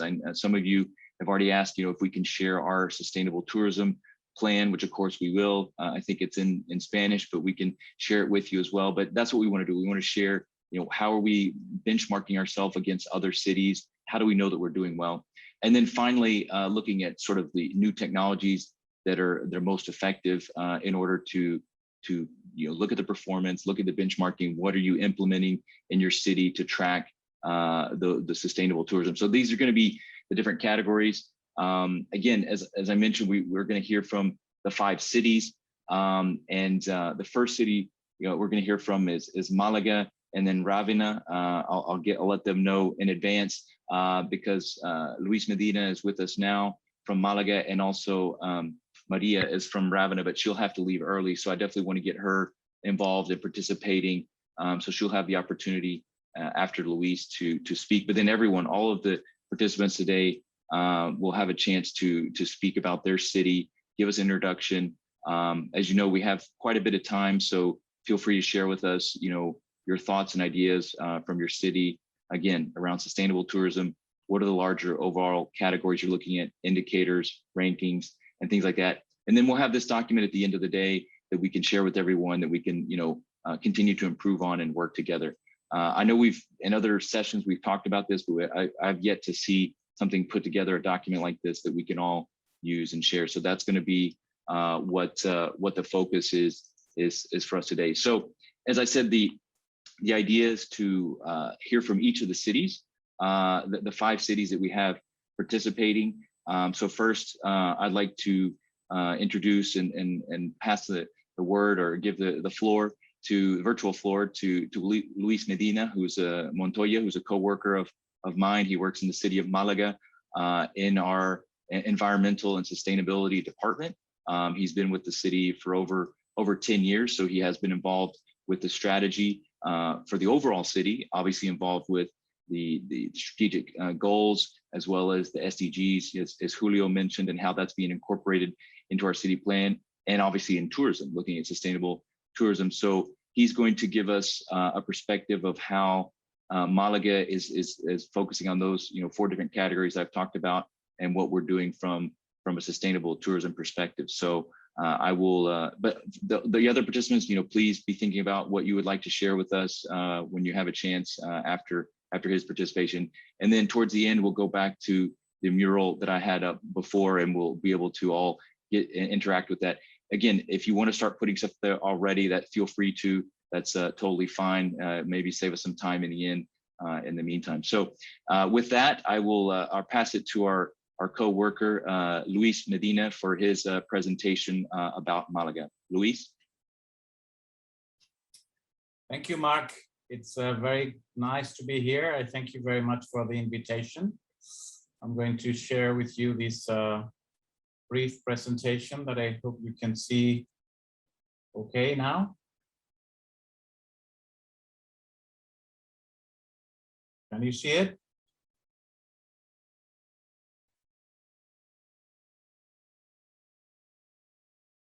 Can you see it? Yeah, yes, we can. There you go, full screen, perfect. Okay, excellent. Okay, so this is just a little bit of an outline. So to give you an idea of what we're doing regarding sustainability in general and in the tourism sector more in particular. So I will just briefly go through what we are doing currently. How are we taking care of the city of Malaga and its citizens and our visitors? What are we doing to protect them and to preserve the environment and the future of our future generations? Also briefly about what are our plans, what are we doing towards the future and to improve things, and how we measure the impact of the different sectors within the city, including of course the tourism sector, because after all it's a very large part of our economy within Malaga, everything related to the tourism and also the service sector. So again, we're tracking different data, and we're trying to keep on taking care of the city. We are, for some years already, we have been registering our carbon footprint within the Spanish Ministry of Environment.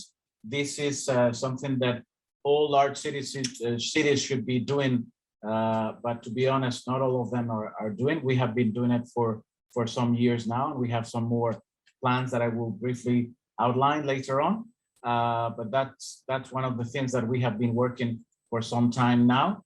We are also working extensively regarding the quality of air. This is an issue in which we share the competence between the regional government and the local government. In general terms, it's mostly a regional responsibility, but cities, particularly when you go beyond a certain size, we are asked by the regional government to take care of some of their responsibility regarding air quality control. To give you an example, in Malaga, we had 4 air quality control stations, and there was a large part of the city, the east part of the city, which didn't have any stations. So we built an additional air quality station that has been placed in the east of the city, which has been already included in the network that is run by the regional government. So we are cooperating with them, and we're both assuming this responsibility. In general terms, we have a very good air quality situation in Malaga. Thanks to the geography of the city, we have northwest, southeast winds, which take most of the pollutants and the contamination that we might have away to the sea. Malaga is not an industrial city. We just have one large cement factory in the east of the city. But of course, traffic, it's the main pollutant and the main source of CO2 within the city. But up to this date, the data that we are collecting, it's quite positive. We only have some issues regarding ozone in the summer period, which is very difficult to control, but we're tracking it very closely. So in any case, there is an unusual increase in ozone levels, we are able to warn the citizens and take measures to resolve the situation. We have recently approved our urban agenda 2050, which we have named Alicia. This is something to do with Alice in Wonderland story that I will not get into the details, but I can tell you in a message if you're interested why we're calling Alicia our urban agenda plan. And we're also launching, this is something quite recent, we're launching a super blocks strategy, pretty much in line of what has been done in the city of Barcelona, and following also the idea of Anne-Marie Hidalgo, the mayor of Paris, regarding the idea of the 15-minute city. So we're trying to reverse that idea that businesses and offices, office space should be outside the city, and the industry there, and the commerce here, and the living quarters. We're going towards that idea that we have to have a more condensed and concentrated city where people don't need to use their cars to move around, so they can have their office close to where they live and everything that they need within a 15 minutes walk or bike ride. So we're starting to work toward that idea because we think it's probably what's coming up for the future. Again, waste management, but we're going beyond waste management, as I mentioned here, towards circular economy. We should stop talking about waste management and recycling and things like that, because any waste is at the end of the day the failure of the circular economy. So we have to start talking about what we do at the beginning of the process of the production circle to design and produce products which generate less waste, and which is a waste that is easily recyclable, reusable, etc. So this is something that we're working very intensively towards. We have created a new service, a new department within the environmental sustainability department, which is called contamination control, our circular economy. So you can see that we're giving it a very important role in the future of our plans. We have launched together with the tourism department a brand new catalog of pedestrian routes. We're trying to incentivize the people to reach the countryside in just a few minutes from their homes. So Malaga, we're luckily surrounded by two natural parks. One is the delta of the Guadalhorce River, and the other are the mounts of Malaga. Both are natural parks. So we're making everything that it's possible to make sure that people has an easy and an accessible way to reach these nature areas in a few minutes from their homes. We have been working for some years now in the Environmental Advisory Center, which is something that was created a few years back with some European funds at the historic center of the city. Now we have extended it to all the city. So we give free environmental advice to any small, medium enterprise that needs it. Hotel, restaurants, shops, boutiques, law firms, any business, anybody who wants to have some advice on environmental issues, sustainability, they can ask for our free advice. And we also have a system where you can have your business certified at no cost. So instead of going through the cost and hassle of going for the large ISO 14,000 seals and so on, you can have this local environmental certification that has to be renovated every 2 years. And we are going to move towards circular economy as well. You know, we're starting to inform and advise small, medium enterprises on circular economy and how they can implement the principles of this new economic paradigm in the day-to-day business operations. So regarding the tourist sector and the city management in general, we have different plans in the tourism sustainable tourism plan, as Mark mentioned.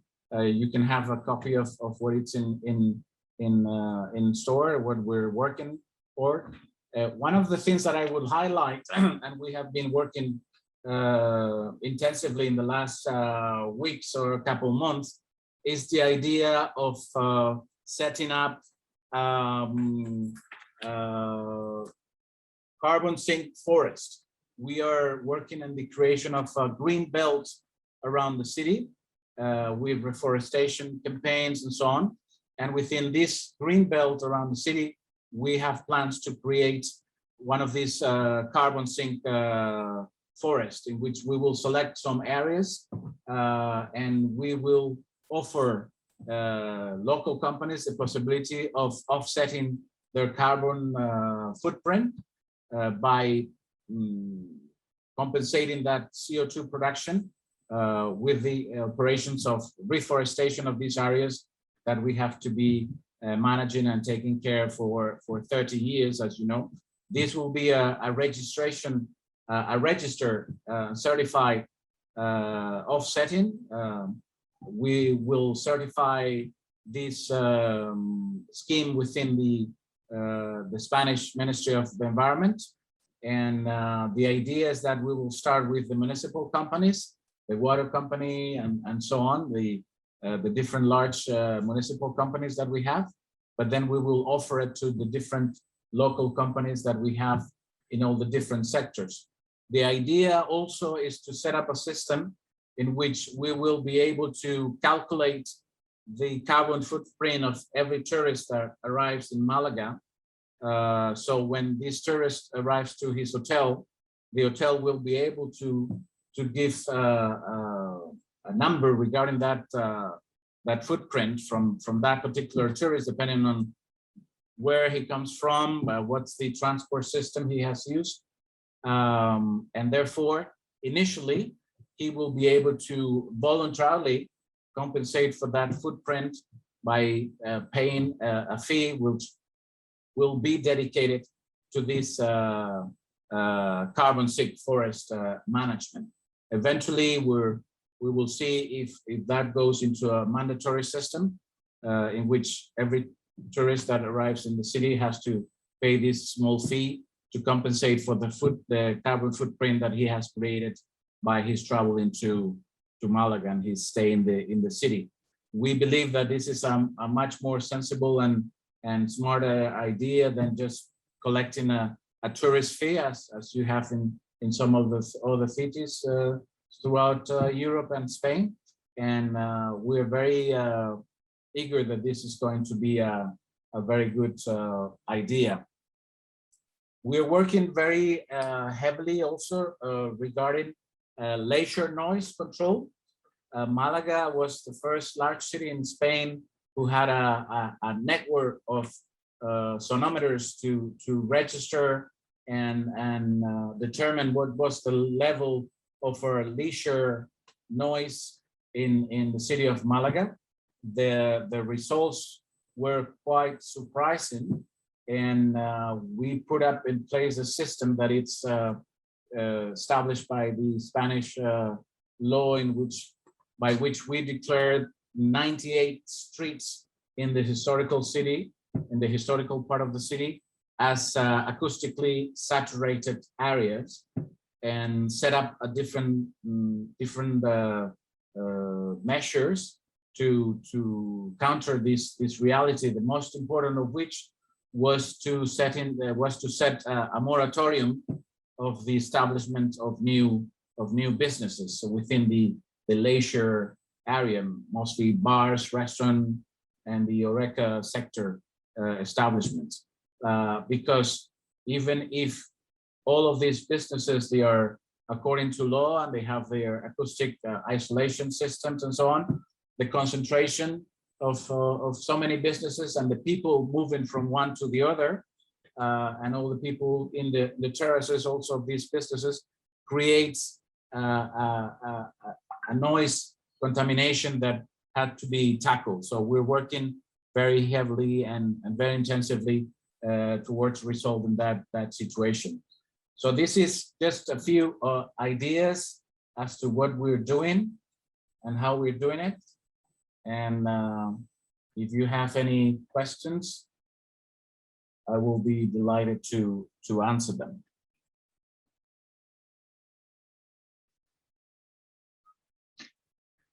Yeah, thank you. Thank you very much, Luis. That was very, very informative, and thank you for the perspective of Malaga.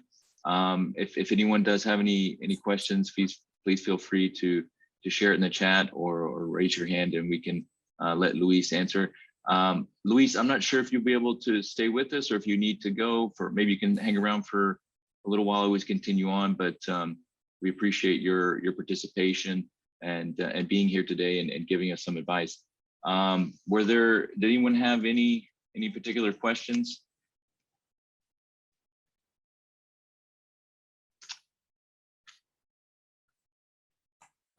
Luis, you did mention the tourism, the sustainability tourism strategy. Is that something we can share with the group here, or maybe not today, but in the future after we finish? Sure, I'm sure. We can talk with Jonathan and we can share that. Yes. Okay. So that's we'll definitely pass it on to you and to the group. And so I think we'll move on. Again, thank you, Luis, for your participation, and great to hear from Malaga. I like your backdrop. That's a fabulous view of the city and the port area. So kudos to you for the backdrop there. That's nice. So as I mentioned, I see some people have been putting stuff in already on the digital Flipboard, and that's great. Again, you can continue to do that throughout the morning. I appreciate it. Now we'll, like I said, we want to hear from all the cities today that are joining us, similar to what Luis had shared with us about how you're attacking sustainable tourism. What are the larger categories that you're concerned about? What are the indicators that you're using? How are you tracking and knowing if you're doing it correctly? Any benchmarking that you look at? What are the rankings or studies that you do comparing yourself to other cities?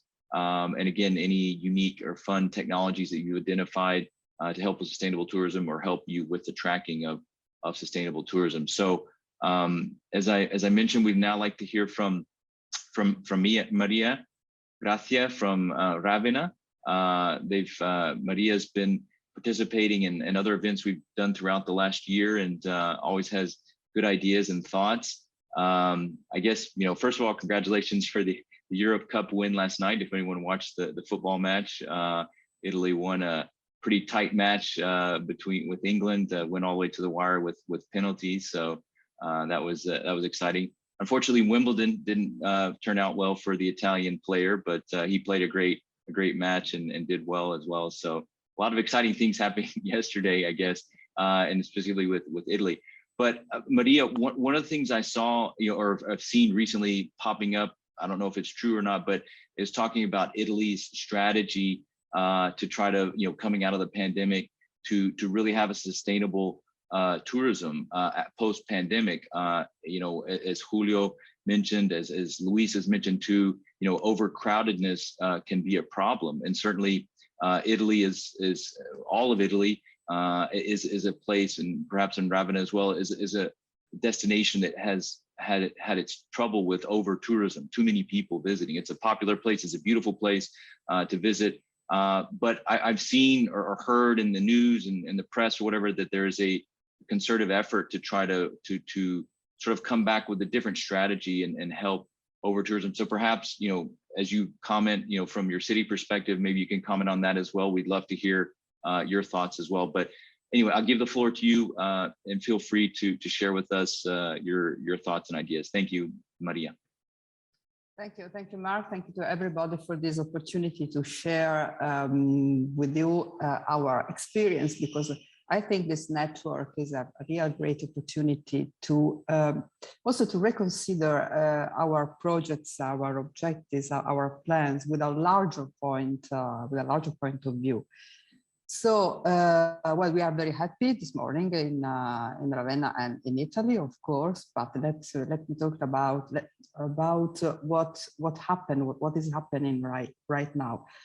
Well, the year 2020 gave us the opportunity to rethink our tourist offers, and one of the first steps we had was to work more and more with entrepreneurs.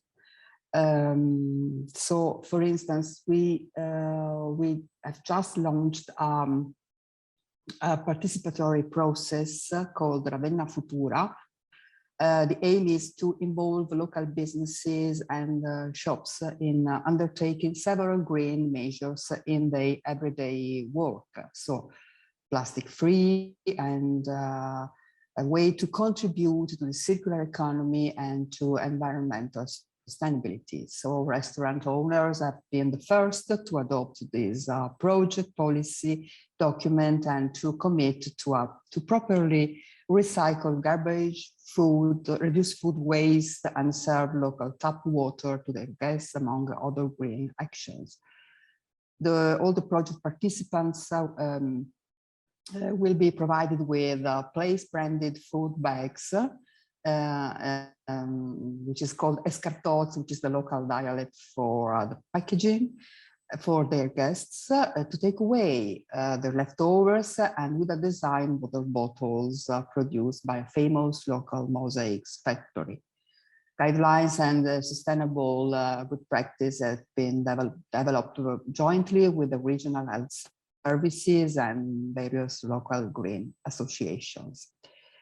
And of course, like all tourist destinations in the world, Ravenna has been heavily affected by the pandemic. Yet we never stopped. We never stopped planning and working, and finally, last year and this year too, our museums, our basilicas, which are UNESCO World Heritage, our beaches safely reopened. And we were so proud to be in the first city to produce a live outdoor concert directed by Maestro Riccardo Muti in June 21st last year on the World Music Day. So as I was telling you, we had this opportunity to redesign our tourist offer. We started listening to entrepreneurs and to workers.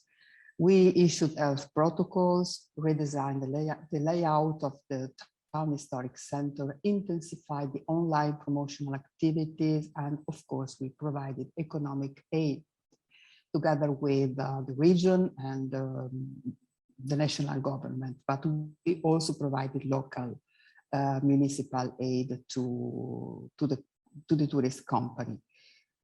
because we wanted to, and we worked a lot on the web in order to stimulate, nourish, and boost the desire to travel among our public, but at the same time to become more and more welcoming and organized. We had, in a way, how can I say, a resilient attitude, which probably allowed us to partially contain the effects of the pandemic. Data on last year's tourist flows obviously show a negative trend, even though slightly less negative than in other similar destinations. We are a territory with multiple offers. We have a city of art, 35 kilometers of safe and well-equipped beaches, and rich environment and biodiversity. Probably these contributed to limit the size of the losses for our tourism sector, even though the drop in both arrival and overnight stays is undeniable. So the city of Ravenna has undertaken a constant digitalization effort. The challenge being to strike the balance between the digital offer, augmented reality, virtual reality, or simply videos, and the real experience. It is a delicate equilibrium. Its terms are progressively changing. We learned that being adaptable and flexible is like a new state of mind. The City of Art offers a UNESCO site, including 8 monuments dating from the 5th and the 6th century, 4 archaeological sites, 12 museums, 2 theaters, many festivals and festivities. And accessibility is sustainable. The bicycle is the cheapest and the healthiest means of transport, and also the ideal way to visit Ravenna and the surroundings. And we provided an extensive network of bike lanes and tracks spread all over the second widest municipal territory in Italy after Rome. Most families own a bike here, but even those who don't can rent at very cheap rates through the Velospot bike sharing network, offering people living in Ravenna, but also to tourists, a fleet of about 300 bikes and 75 rental stations covering the whole municipal territory, including the seaside area, which is a very vast area. We are planning a new way to live the seaside. Starting from this year, more than 10 million euros will be invested in a big project by the municipality to revitalize this land corridor between the Pinewood and the seaside. We have a very big beaches in Ravenna, and the project is called the Parco Marittimo, and it is meant to redesign all the hallways behind the sand dunes and the lanes giving access to the bathing facilities, which are located along the 35 kilometers of beaches. The whole landscape of our 9 seaside resorts will be completely reshaped. Parco Marittimo will be sustainable because the project aims at restoring, protecting, and preserving the various existing environments. The current parking areas shall be relocated and public transport network shall be reinforced. Nature will thus recover its place and functions, and Parco Marittimo will be accessible because it will be made up by a network of pedestrian and cycle tracks connecting the coast and the inland, easing the access to the bathing facilities, and enhancing the sea views through parks, piazzas, and rest areas. Parco Marittimo will be digital because the 9 seaside resorts of Ravenna will be all equipped with optical fiber in in order to support to support the life of everyone living in the territory. So, and public transport will be, of course, enhanced. So thank you for this opportunity. I will try to send for your mural some suggestions about our actions. And I'm so very sorry, but I have to leave the conference. But I also hope that the registration, maybe the recording of the conference could be provided to us. Okay, thank you so much. Great.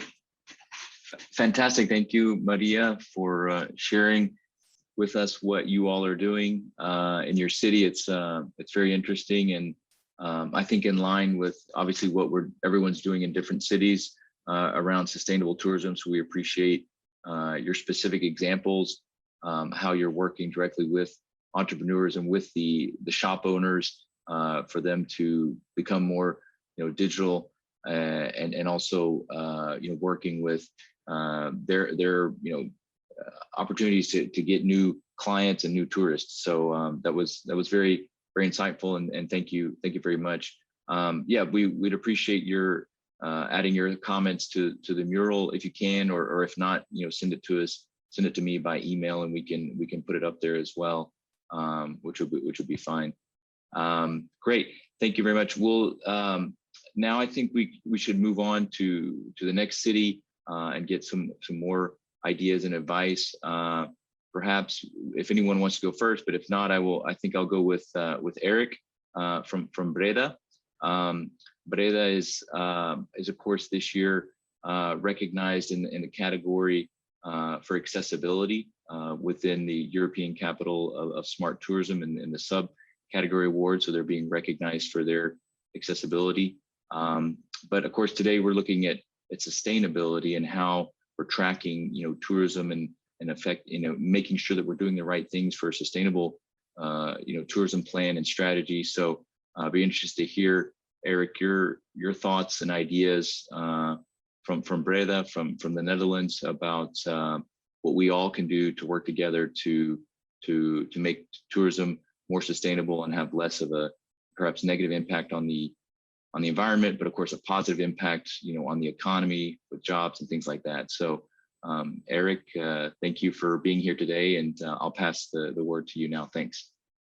Okay, thank you, Mark, for your kind and good introduction. We won the prize, you're right, on the field of accessibility, but we're not standing still on other fields. So we work hard on the field of sustainability as well. And a couple of years ago, we made an overall strategy for the city. It was based on 3 pillars. And it was the welcoming city, the international city, and the green city. And that last pillar is about being a healthy and sustainable place for inhabitants, but for our visitors as well. And for the green city pillar, we worked out a green compass to guide us into a sustainable future. And it's not only about green, it's not only about trees and biodiversity, but it is about health, well-being, less stress for the people as well. So it's kind of broad. It's about the physical exercise of the people, the accessibility to green in the city. And we divided Breda in different areas, and we worked different plans out for different areas to make people happier, to live more happy and to be healthier. And we think that the surroundings of green and leisure accommodations, bicycle path and other things will make you a happier citizen and a healthier citizen. And overall we are going to live in a more sustainable place than we now already are. And we try to become in the near future a city in a park. Like Malaga, we have a green belt around Breda too. It's about culture green, about woodlands, about waterways. We are trying to connect all those places together and we try to give it a leisure function as well. And we are dividing different places now into different areas. So we point out recreational areas in which we want to have people spend their leisure time, but also we will divide some places or point out some places who are specially reserved for plants and animals, only for the nature. And of course, we have some places who are a mixture of both. And we think that being a healthy and sustainable city starts with the inhabitants themselves. So just like Málaga, we started a campaign to rediscover our city. Welcome in Breda, and Breda Outside, Go Outside is the name of the campaign. And we made some bookworks and a big social campaign about all the things you can do in Breda and your new surroundings. And most people know some places in Spain better than Breda. The Dutch people always traveling around the world and they forget their own surroundings. So we're trying to connect them to the nature and to the beautiful things which are nearby in our city. And we do that very concrete.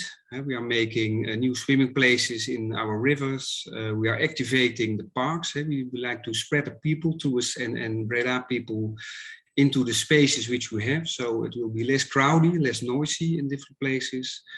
So we activated the parks, we activated new places to eat and drink. And we do that, we think, on a surprisingly way. So there was a new way to let to know Breda in a different way and to get a new experience of our city. We also want to attract new target groups, and we want to attract more people who are into nature and into culture, and not only the people who are into wining and dining. Breda is a Burgundic city. You can always have lots of places to drink, to eat, and to have a party. But nowadays we want to attract different target groups, not only the party people. And we do some interesting projects, and I heard that the term carbon footprint was mentioned in different times. We are working now with our Breda University. It's the biggest university in the field of leisure in the world. And they've got their own sustainable center. And in that sustainable center, we are working with the students of the university and the lecturer to have a tool that will calculate the carbon footprint of visitors. So you can calculate your own carbon footprint, and it's based on the destination you go. So when you go to Spain, we try to measure your carbon emission. We try to know the activities you will do in your destination. And after all, the tool have to point out for the tourists themselves if they are have a high of a big carbon footprint of a small one. And it's quite difficult to put it into one model. And we try to make them as friendly for the consumers as possible. It's still work in progress, and we do that with a team. And I hope to present you later on, not today, but maybe next year, about the outcome of the tool. We're trying to bring back nature into the mindset of the youth. So we've made some, we call it, I hope I can translate it good, pick and pluck routes into the city. So we're planting lots of fruit trees in the city of Breda, and the children can walk or bike throughout those routes and pick their own fruit. So we tell them it's not only from the supermarket, you can find it in our city as well. We are making some bicycle highways now, and that is, we got highways for cars, but we will make nationwide in the Netherlands highway for bicycles. So you can go within a couple of minutes from city to city, and you, I don't come up with a word, but you can buy bicycle freely throughout other traffic. And so you can really be fast on your work or with your, when you go to your mother or to another bicycle route. It's a big project in the Netherlands. It will cost us millions to make that. But when you have a map of the Netherlands, you don't only see the highways for the motorways, but you will see highways between Breda, Amsterdam and Breda, Rotterdam for bicycles as well, separately built next to the highways or underneath those. I wrote down some, and we are providing another project. We're providing events nowadays with electricity generated from electric cars. So we think all those events which we have in Breda, we have lots of events are powered now by electric cars. So we don't have high polluted generators with gasoline who providing the electricity, and it's quite a decent solution to provide events with clean and healthy energy. And maybe some project in which I will conclude my story about Breda is the city lighting, in which we work to have less lights in the city, but more atmosphere. So we have lots of lights now who are dimmable. So we can create a new atmosphere by having less lights. We do that with multicolor lights. So with lighting up our church and all the streets in the city center with lights which are really good for the atmosphere and really good for the environment as well. So that's, I think, a good example of an integration in between experiences of the city during evening and nighttime, and going to a good solution concerning the environment. This was a short story about Breda, some projects and our overall policy for being sustainable. And the next the next year, I think we will try to work out our green compass into a tourism index. So we have made that effort, we still have to make. So we are beginning to really concrete to make the city greener, bluer, and healthier. And now we are working on the integration with the tourism policy for that policy of the greener of the city. That was it about Breda. Fantastic. Thank you very much, Eric. I was listening to the things you were talking about, the bicycle trails, your city plan, the 3 different pillars. I was found interesting the project with the university. You mentioned about carbon footprinting, and you said, of course, the tourist has to participate in that. Do you have any more details about that, or how you do that? I guess it's voluntary from a tourism perspective, but you said, for example, how you could track the carbon footprint for a tourist to Spain, for example. But I don't know if you could expand on that, or do you know any more about it, or is that something we could talk to the university about? I will give you the name of the contact person, and we are now speaking with different destinations, as well as tour operators. And the main goal is to have a tool which is really simple to use for the consumer, and which he can use before he's going on a journey. So we can see by the means of travel and the type of destination and type of activities which you will do when you are at your holiday, you can get some insights about your carbon footprint, and maybe you can change your decision-making process to change the mode of transport or to change the season in which you go.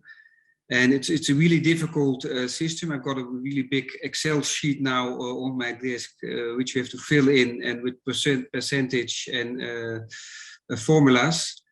But I think it's really interesting to maybe have a presentation of the colleague of mine from the Breda University to tell you more about his tool for the carbon footprint for the consumer. Yes, absolutely. That's what I'm getting at, is that we've talked about it, and I know there's indicators and there's different ways to do it, but of course it's hard for tourists who are traveling internationally between countries and between cities for them to understand their carbon footprint. Prior to the pandemic, I recall some events that I attended. You were already starting to hear about the concern of a carbon footprint about flying, but I never was able to completely understand sort of how that was being measured. I just knew that it was often raised at events that I attended. Of course, I flew to those events, and people would talk about, well, what was your carbon footprint for this travel and for this trip? And of course, I wasn't clear at how to measure that. And this was in 2016, 2017 timeframe as things became more prevalent. And then of course we had the pandemic, but that's kind of what I'm getting at today is, how you all are doing it, how the university came about that. Are they using any sort of, I guess, European indicators or standards, or is it purely developed there locally, which is great, and how we could all, maybe share it and benefit, because ultimately we do have to share it if people are traveling between cities and between countries. So yeah, I don't want to put you on the spot, and I know it's developed by the university, but I think it'd be very interesting to look into that, because that's certainly a great way to educate the tourist on their impact, what their travel really meant, for the planet ultimately, right? So anyway, I appreciate anything that you can share with us in the future and with the university, et cetera. Yes, I will. And I'm sorry, and then the other question I had is, you mentioned about events that were being produced using electricity from electric cars. Yeah. So is that, I don't know if you could expound on that. Are those, I guess they have battery, the cars are having batteries, or I know, some hybrid cars obviously generate electricity through the braking systems and things like that, but what exactly, I don't know if you have any more details on that. I'm kind of curious about that, providing energy from electric vehicles. It's about the batteries inside of those special electric cars. Project is called Aircon, and we got some funding from European Union because it was very innovative. But I'm not really technical. It's about the battery, and it's that will provide the electricity for some kind of events. It's called Aircon, and I can give you in the chat, or I think there's a website about it. We have, as in other cities, we have many electric vehicles now in our city, and so one of the things has always been about load balancing and using the electric vehicles when they're not in use, to use their batteries to store energy, and then provide electricity for a building, or in this case an event. We have a project in Málaga that actually uses the energy created from the high-speed trains as they approach Málaga and they are slowing down. Of course, their braking systems generate lots of friction and ultimately generate electricity. So capturing that energy again in order to be able to reuse it just in the train station, but of course it reduces the electricity. It helps diffuse the electricity being used within the train station. So that I'm aware of that, and I was just curious about this project with the cars, as again we see more and more electric vehicles being deployed across Europe and across the city. So that's an interesting one too that I jotted down here and found very interesting, and thank you for sharing. You're welcome. Great, fantastic. Well, we've heard from from some interesting cities, got some good perspectives and ideas. Definitely want to keep moving on and listen to the other cities that we have left to share their ideas. I'll move on now to Karlsruhe from Germany. We have Karen and Jennifer with us here today, and Karlsruhe is also recognized this year in the area of cultural heritage and creativity within the European Capital of Smart Tourism Awards, and so we're very glad to have them here today and participating, and look forward to hearing from Karen and Jennifer about what you all are doing there in sustainable tourism. So I will pass it over to them now for their presentation. Thank you. Hello, everyone. Thank you, Mark, for the introduction. I'm not sure how many people have heard of Karlsruhe. We are located in the southwest of Germany. We are a medium-sized city of about 300,000 inhabitants. And we are definitely not known for over-tourism. We've had a lot of business tourism in the past, about 70%, and then 30% of normal tourism. That, of course, changed through the COVID-19 crisis. I mean, our hotels and partners have been very happy in the past. The booking rate was about 55%, so they've always had enough tourists, and their beds were basically filled. So they weren't really in need of looking into sustainable tourism, sustainable ways. We've just signed the contract to become a sustainable tourism destination with a German company called Torre. They are based, or their criteria is based on EMAS and ISO criteria and the GSTC Global Sustainable Tourism Council. So we actually signed this contract 2 weeks ago. Tomorrow we have our first meeting. And I think key to this whole path we are basically going in the next year or two to become a sustainable tourism destination is to get everybody on track, because there's so many things that are happening in our city. We've just written to our environmental office, and we are tracking so many things that we really didn't know, like air quality, temperature, climate development, water quality, noise levels, recycling levels, carbon footprint, number of cars, emissions, energy efficiency of new buildings. And we've actually just won a sustainable mobility pilot project for the region. So there's so many things that are happening in the city which we actually don't know about. So key is to collect all this information and to put it into one paper, or to put it into one path that we need to follow for the next month. And I think another really important point is to talk to each other, because we are actually a bio city. We won a prize for being the most sustainable city in 2015, which is 5 years ago. But it's nothing, it's not concentrating on tourism, it's concentrating on the whole city. There's so many things going on with the university. We have the Karlsruhe Institute for Technology. We need to work with them.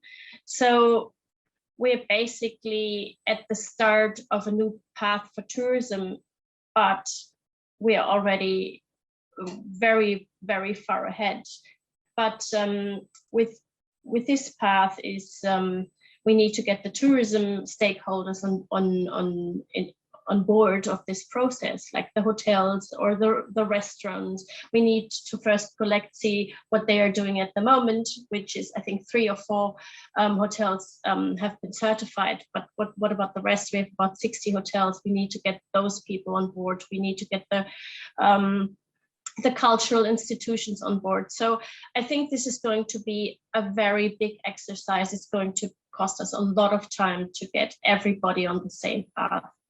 So that's basically what we are doing now, doing our homework. So thanks, Mark, for giving us that exercise, because it's the beginning of a lot of work we need to do in the future.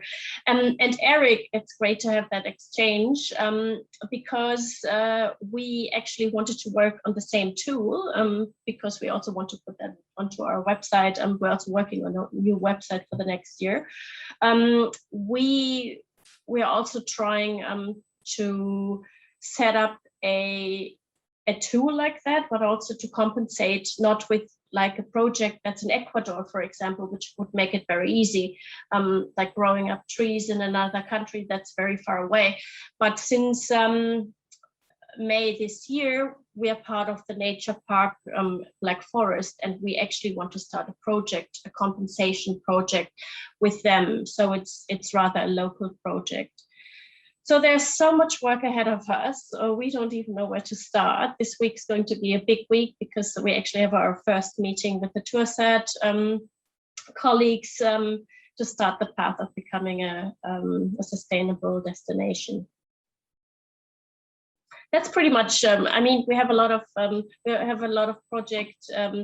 projects that are within the city. We're happy to share these in the next meetings. We'll probably have over the next couple of months, but we didn't jot them all down in one list. Mm-hmm. Great, thank you very much, Karen. Very good stuff. Congratulations on your recent contract. And the tour set you mentioned, that's a German private company, or how is that being the categorization? Or there are different countries that certify in Germany, but most are basically certifying hotels, etc. So this company is the only company that works with destination management organizations. It's a private company, but it's also funded by Germany, by the state governmental organizations.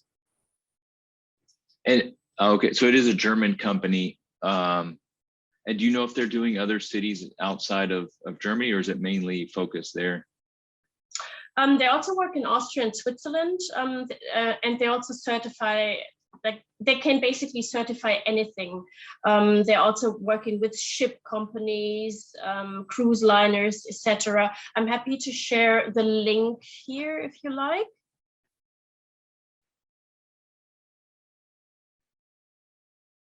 Yeah, that would be great. You know, as I said, we're looking at, you know, the different benchmarking and companies that are doing these. You know, in Spain on a national level, we have Celebró, which is also doing certifications for intelligent destinations. And so it's a matter of maybe looking at comparing those different criteria and learning from them and sharing with them. So okay, there is Tursect. Great.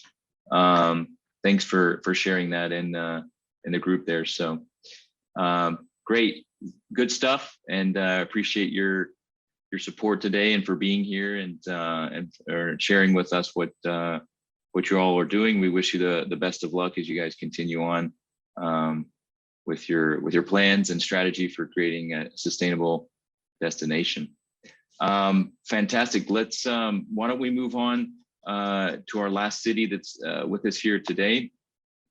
We have Dejan from Ljubljana, Slovenia, and Ljubljana is also in one of the categories in this year in the European capital of smart tourism. They're in the digitalization category, so they've had a lot of experience in that and have some good ideas and thoughts to share with us about digitalization and hopefully about sustainability in general. So I'll pass the words over to Dejan. Thank you. Thank you for the presentation, and thanks to all the partners and friends that were presenting their knowledge and their projects before me. So the COVID years, and the pandemic showed how important it is to be smart and how to follow the smart tourism initiatives, especially on the fields of digitalization and the sustainability, and how to follow them forward. So the pandemic gave us the time to rethink our strategy, and it came just in the time when we were developing the strategy for the next 7 years. So it started in 2019, developing our new strategy for the tourism development of the city, and the pandemic started in the early of 2020. So it gave us the time to rethink and to show just how important it is to follow those sustainable goals.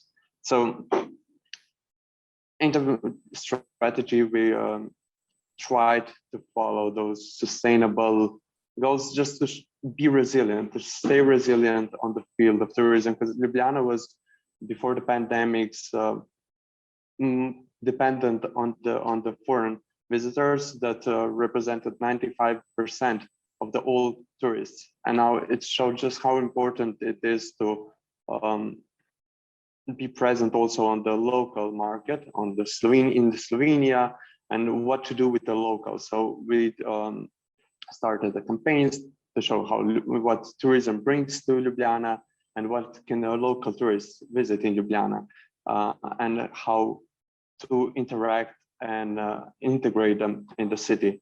And the happiness of the citizens was the first thing for us to think when planning the new strategy and planning our projects for the next year. So while we were planning the vision for 2020, 2027, new vision for the city for 2025, 2045 is being made, also focusing on the sustainable goals, digitalization, cooperation with the locals.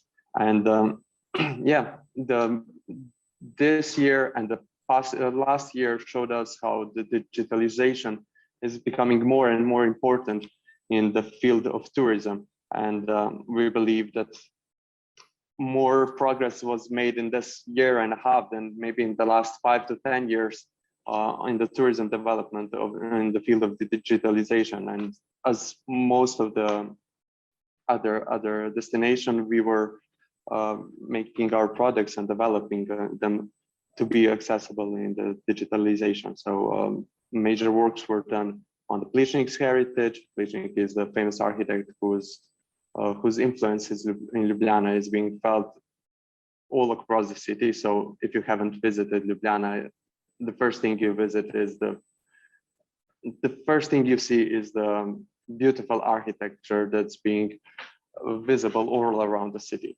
So important things that are being developed now is the widespread and the progress made on the Urbana card is the smart city card.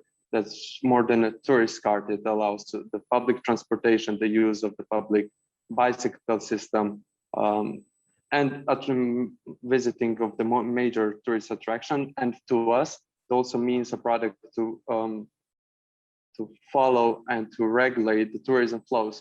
As we follow where the tourists are, where they are using this card, it gives us the insight of it gives us the insight of the most visited tourist attraction and what we need to do in the fields to promote them even further. And that now in this past year and a half, when the foreign travel was limited, we had to develop the products for the locals. So we really tried to develop the products for cycling, hiking in the green hinterlands of Ljubljana. As Ljubljana is really a green capital of Europe. It's 46% of the area being covered in the forest, and 25 regions across in central Slovenia region being connected with Ljubljana to give the tourists the option to discover it, to be active on the city break. Now, the next problem or the next, was how when we moved the tourists and locals to the green hinterlands, what to do and what should they do there, how to spend more quality time, not just go for a hike, but build the infrastructure. And that's the next task for us to develop the green infrastructure around the city.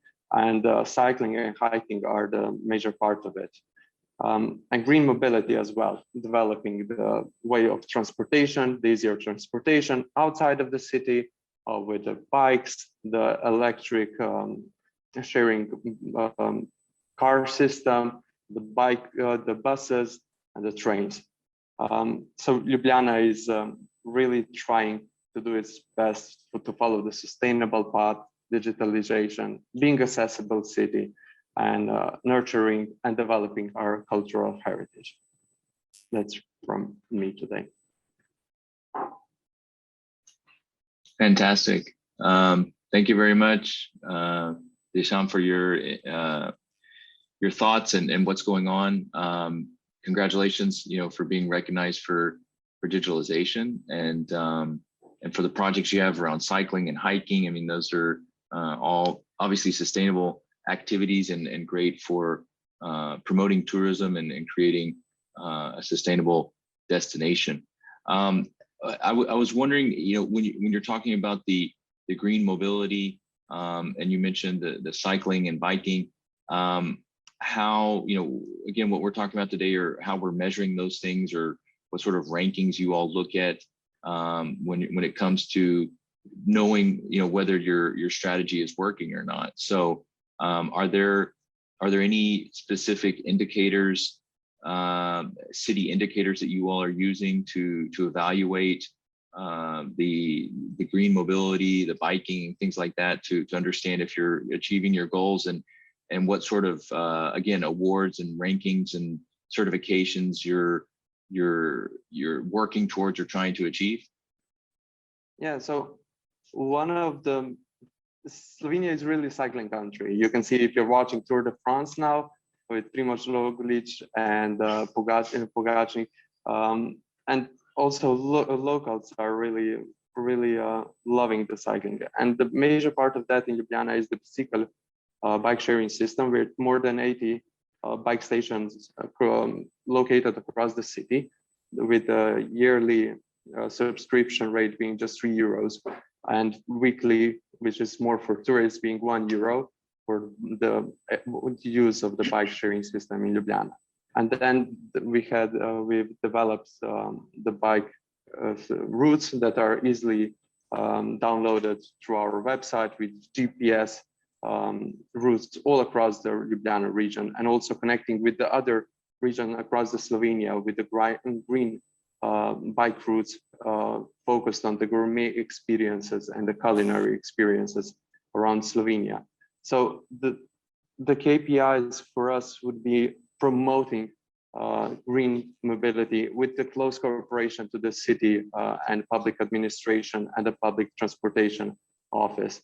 So more green mobility, less of using with the cars, and we can follow that with if we see how parking lots are being covered and used in the city, and how much bikes are being used with a sensory system put all around the city that follow how many bikes go around. Okay, great. Thank you very much for that follow-up. We've heard from all the cities, and I appreciate everyone's participation and for being here today with us and sharing their ideas and thoughts around sustainable tourism.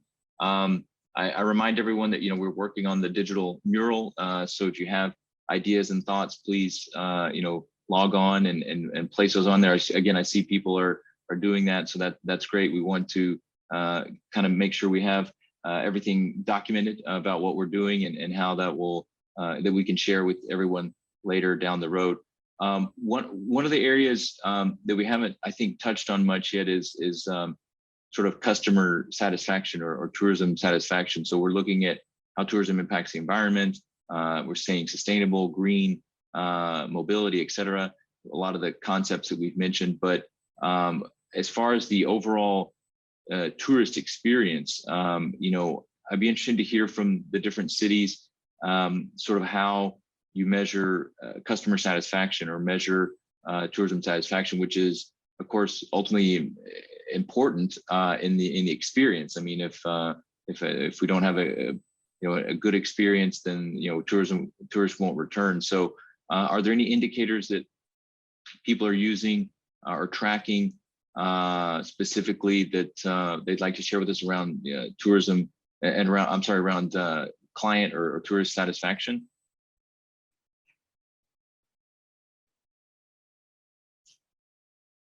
So in Ljubljana, we try to make yearly reports on the locals and tourist satisfaction. The last one for the locals was made or done in 2019, as well for the tourists. And at the end of the year, we are planning to do them both. And we've been focusing on the tourist expectation when they arrive to the airport and when they leave the city.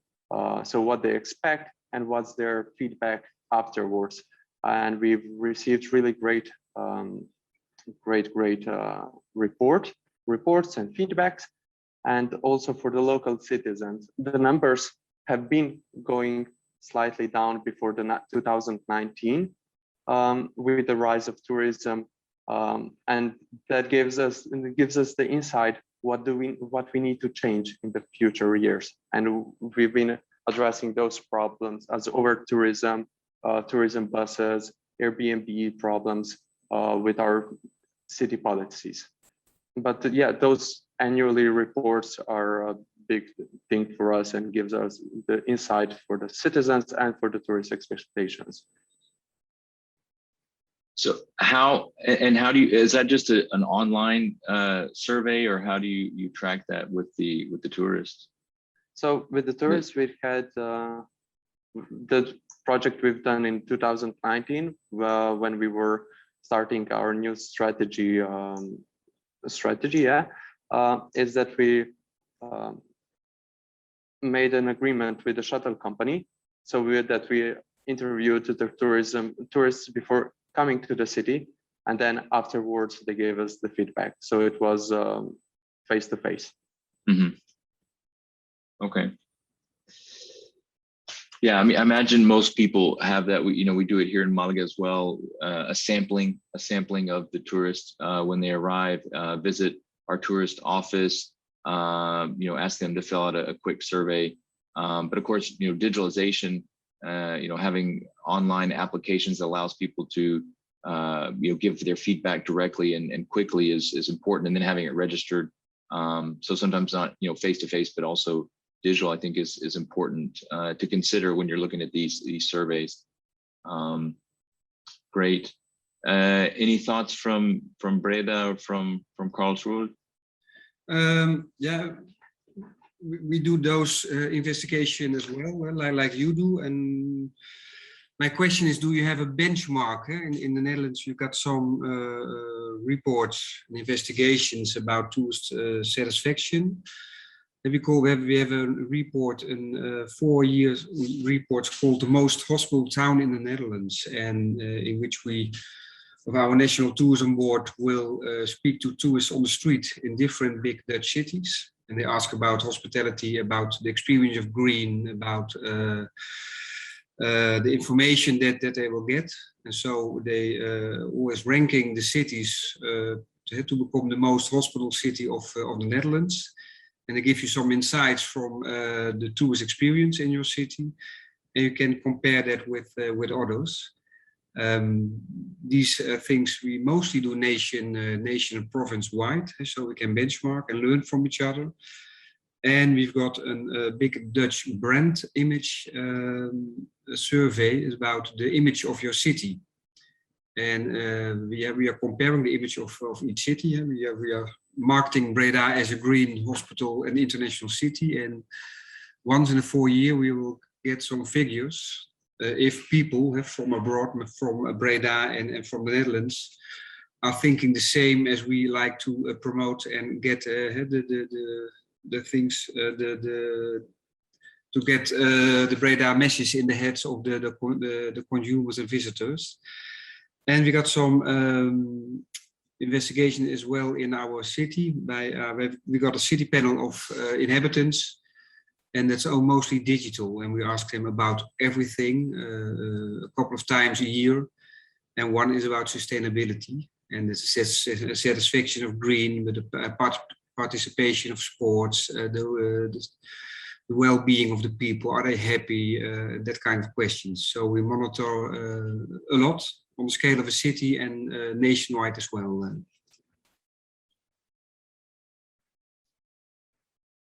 Good. Thank you very much, Eric. The other, so apart from customer satisfaction, we were talking about the carbon footprint and the visits. Again, I still am wondering what indicators we can use in order to track the carbon footprint and the impact on the environment.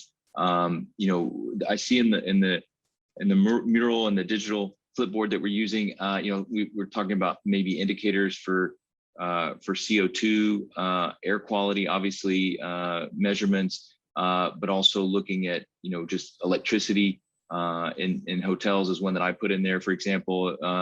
Trying to look at sort of how much energy does a tourist use when they're here, but how do we go about measuring that? I mean, does anyone have any ideas or thoughts?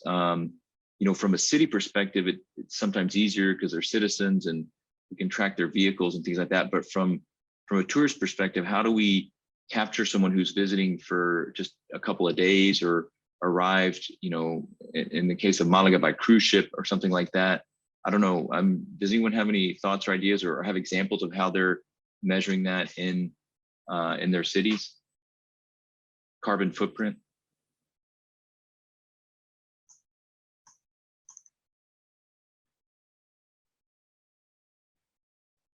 Nothing.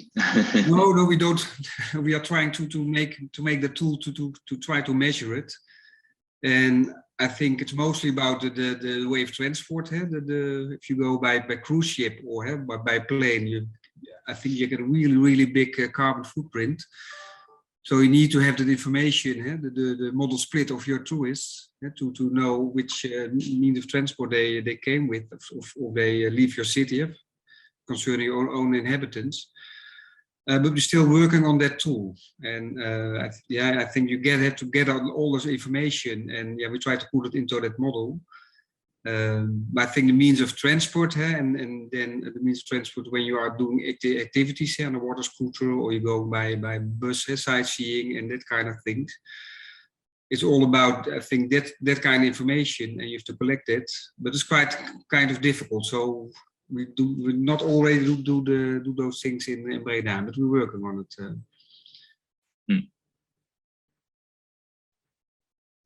Yeah, it's like I said, I think it's a difficult one. I think it's one that involves people moving between cities, and it's just hard to track. But I think we need to try to do it.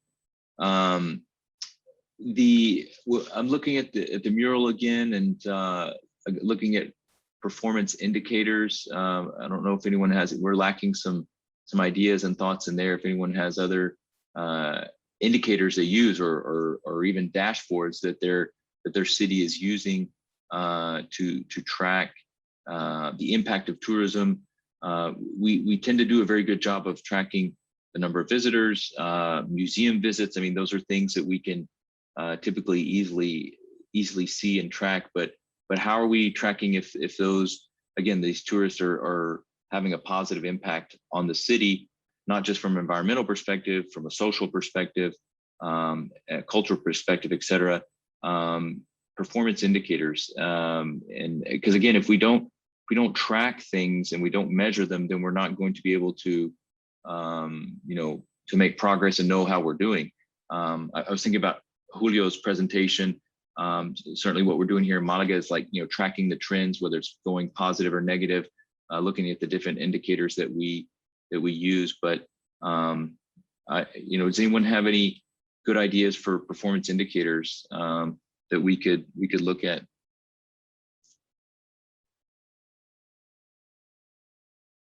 Maybe Karen, I know you have to leave here shortly, but any thoughts or ideas? I know you mentioned you may have to depart us, but any ideas about the indicators, tracking, and in addition to this new contract that you have with the private German company, but what else you're using in order to measure yourself and compare and benchmark? Not yet. I'll probably be able to tell you next week. But I think one key thing is to get the hotels on board, because that's where people are staying. If they track, we'll be able to track how many tourists, how they move around, what they use. I mean, I think that's the key thing. And of course, private accommodations as well. But that's where the tourists are staying, and that's key to everything, I would say. But I had a question, because somebody jotted down anonymous mobile data, track tourism movements, time per visit. That's a key indicator, I think. And how do you do that? Do you do it through, or who put it down? And do you do it through mobile phones? Or, I mean, that would be really interesting.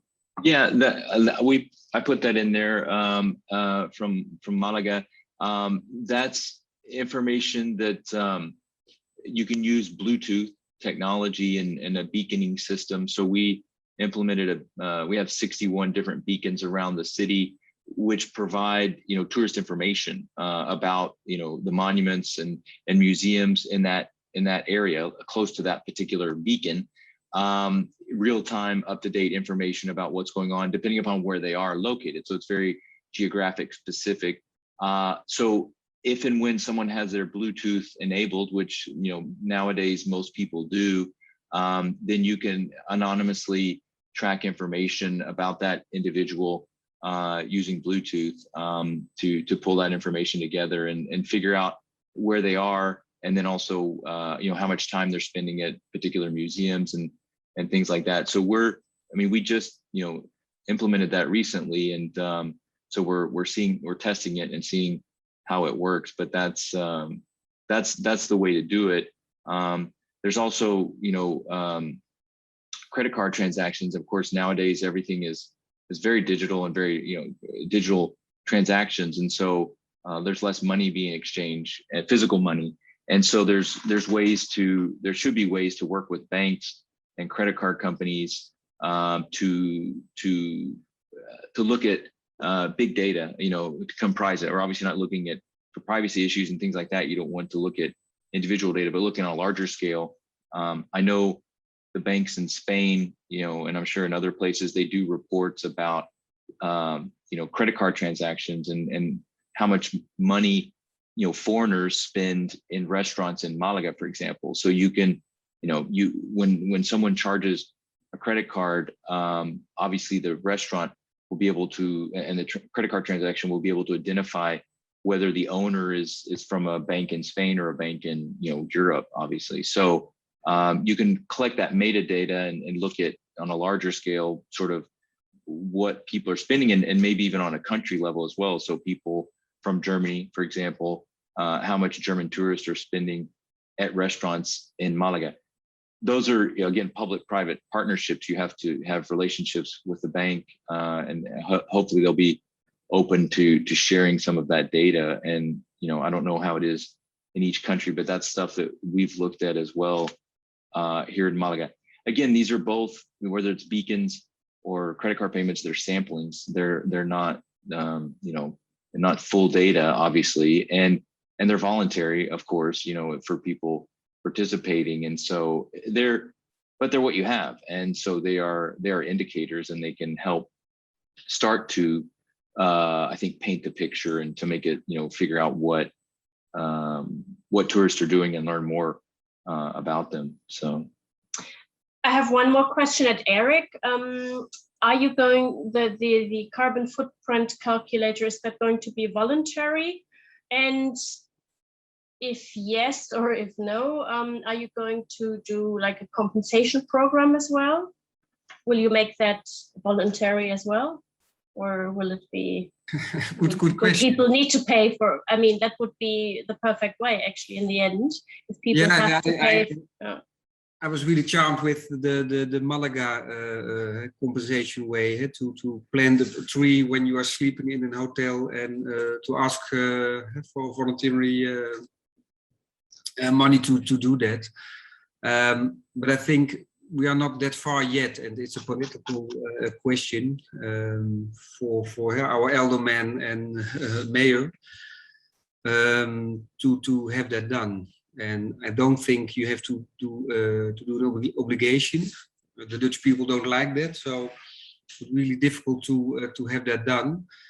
And so we have to think about the way to implement it. And I told you about the tool, but it's a tool mainly developed by the Breda University, and we are a partner to think about it here, how you can implement it in a city as Breda. And some regions are joining the tool, and some tour operators, one who is a tour operator for train traveling. So I don't know yet in what way we will we'll have to compensate traveling, and maybe we do it on a national way, or by the province. We didn't have that done yet, so I'm really curious about Malaga. Is it only the Malaga way of desizing the carbon footprint of your tours, or is that an obligation by the Spain government to have that done in the way you do now?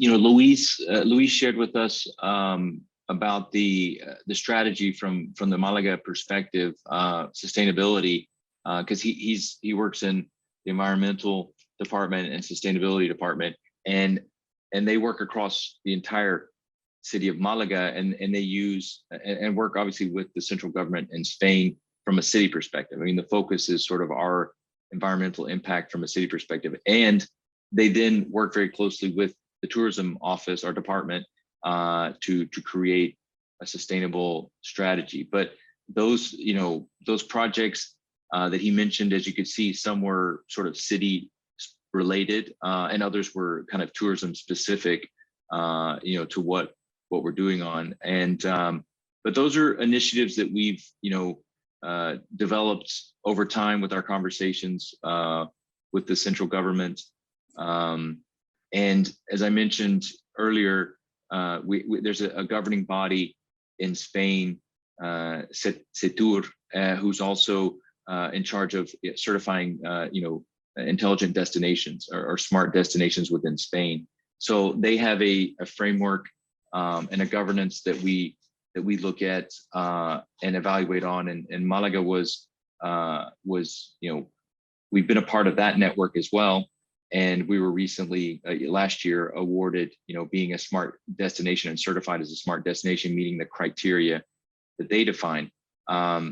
This organization is from, the central government and was designed to, to promote smart destinations, intelligent destinations, sustainable destinations, if you will, and to create this framework. And they look at, to talk about what we're talking about today, they look at the different categories of how to plan and monitor governance and environmental impacts, as well as the social and economic impacts of tourism. So those are different areas that I think they have, as I recall, it's 5 different areas: governance, innovation, technology, sustainability, and accessibility. So kind of similar to obviously the European Capital Smart Tourism goals, or the 4 axes that they have, or pillars. And so that's what we use, and from a Spanish perspective, to help us in Málaga come up with these new programs and ideas. And again, being a part of this network that we're in today on a European level has allowed us to listen to and understand other cities and look at other bodies. That's why I was interested in what Karen mentioned as far as another company that's also doing certification. I mean, we need to continue to share that information, because if Spain's just doing their thing and Germany or Austria is doing theirs, then we lack that indicator of the carbon footprint and how we can do that, right? Because in the end, the tourist is going to travel from the Netherlands to Germany. And so we need to know, we somehow need to bring all this together. And that's, that's what we're trying to do today is focus on these benchmarks and indicators that are guiding us in the projects that we're coming up with. So that's, to answer your question, that's how we've come up with some of the projects we have here in Málaga. But as I said, I think we still need to continue thinking about, but how does that match up on a European level or on a worldwide level? Which again was why we wanted to listen to and hear from Julio Andrade, because I think we all agreed that the SDGs are, the Sustainability Development Goals are guiding most governments and cities today. And so it would obviously be wise for us to continue to include those characteristics, those 17 goals. I think Julio mentioned 169 targets, right? And so including those targets in our calculations and the way we're measuring, what we're doing. So anyway, those are our thoughts from Málaga on that topic. Yeah, also hi from me, maybe. Thank you very much for all your Jennifer. input. But yeah, for us, it's mainly the issue, I think, that it's really hard for us, especially to isolate tourists from normal residents. That it's very hard for us because we don't have 95% international arrivals here by no means. It's a lot of business tourism and not a lot of leisure tourism. So the hotels are only just with the pandemic starting to realize that we do need leisure tourism as well. And we need to have people on the weekends and not just during the week, because the whole MICE sector is going to change and we can't just rely on that.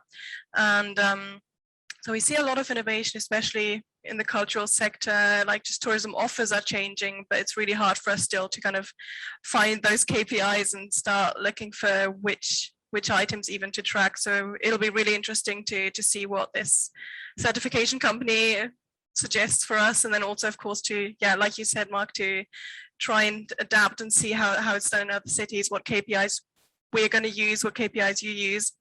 So it's also just like, yeah, a European thing to just see what other cities do. So it kind of matches up and it's, so we can quantify it. So that'll be very interesting to see, but we still have to do all our homework basically on this because we don't use a lot of tools right now. We haven't yet tried to isolate the tourists from the normal residents. So we still need to find ways to do that. Yeah, absolutely. Well, it's great. I mean, I wish you all the best of luck with that that process. And I think it'll be very valuable for you all, and you can learn a lot from it. Definitely.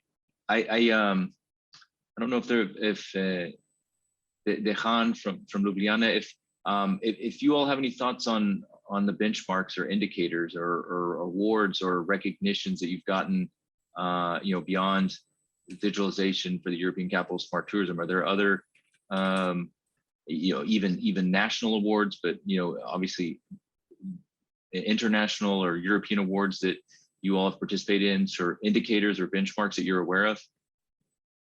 So Ljubljana has been quite active in the European Capital of Smart Tourism. We've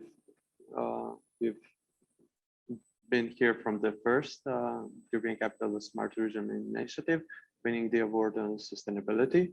And in 2016, we won the award for European Green Capital of Europe. But the important thing is to compare yourself and do the benchmarks. European Cities Marketing is the organization that we are part of, and we compare with the other European capitals on the fields of tourism and sustainable development and goals, as well as the Green Scheme of Slovenian Tourism, a national program where we annually report on more than 100 goals and how are we reaching them, and then every 3 years there's a certificate given out, and Ljubljana is the proud holder of the Green Gold Scheme of Slovenian Tourism, while Platinum is being awarded to Bohinj region this year. So it's really important to compare yourself to other cities on the national level as well as European. So those are the two things I would put out as European Cities Marketing benchmark and Green Scheme of Slovenian Tourism, that we are really eager to cooperate and we get the most of our knowledge and share the most of our knowledge with. Great. I see you've put that on the mural, so I appreciate that as well. The European Cities Marketing benchmark, is there anything is that specific to tourism, or is it more of a city promotion, I guess, benchmarking? No, it's specific to tourism. Okay. European Cities Marketing is an organization or initiative made for marketing and just for tourism development and coordination between the European cities. Great. I also see that you put the European Tourism Indicator System, which someone else, or I'd put actually up there as well. So, and are you all actively involved in that, in those in the indicator system? Yeah, I cannot tell you much more. It's my colleague over here, Anita Kumar, working on that, but we annually report it, and we're quite, okay. Is the system, the city system, yeah. that we are also the part of. Great. Great. Thank you very much. Yeah, I mean, Eric, is there any other certifications or benchmarking or major studies that you all are looking at or striving or awards that you participate in that, you know, from Breda's perspective? I told you about some Dutch awards, and we are a smart city in the Netherlands. It's a prize you can gain. It's more an overall prize award for being a smart city in the way you deal with difficult types of policies and to have therefore some smarter solutions. I told you about the most hospital city in the Netherlands. This is well Dutch, and sometimes we are joining the European Union with some. We already did from the perspective of accessibility. We were chosen in 2019 as most accessible city of Europe, and that was besides the Smart Tourism Award, which we won on that specific topic as well. That's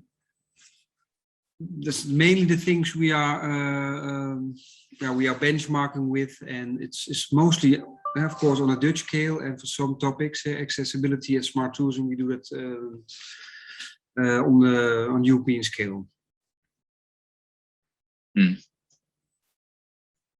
Okay, so mainly on a Dutch, perhaps a Dutch level, and a European level as well. Yes. Yeah. Good. So I'm looking at the mural as well. Hopefully you all are participating and adding your thoughts there. We have really good stuff in the categories section, looking at the overall areas of air quality, temperature and development, noise level, environmental, health and well-being, happiness, social impacts, economic impacts, cultural impacts.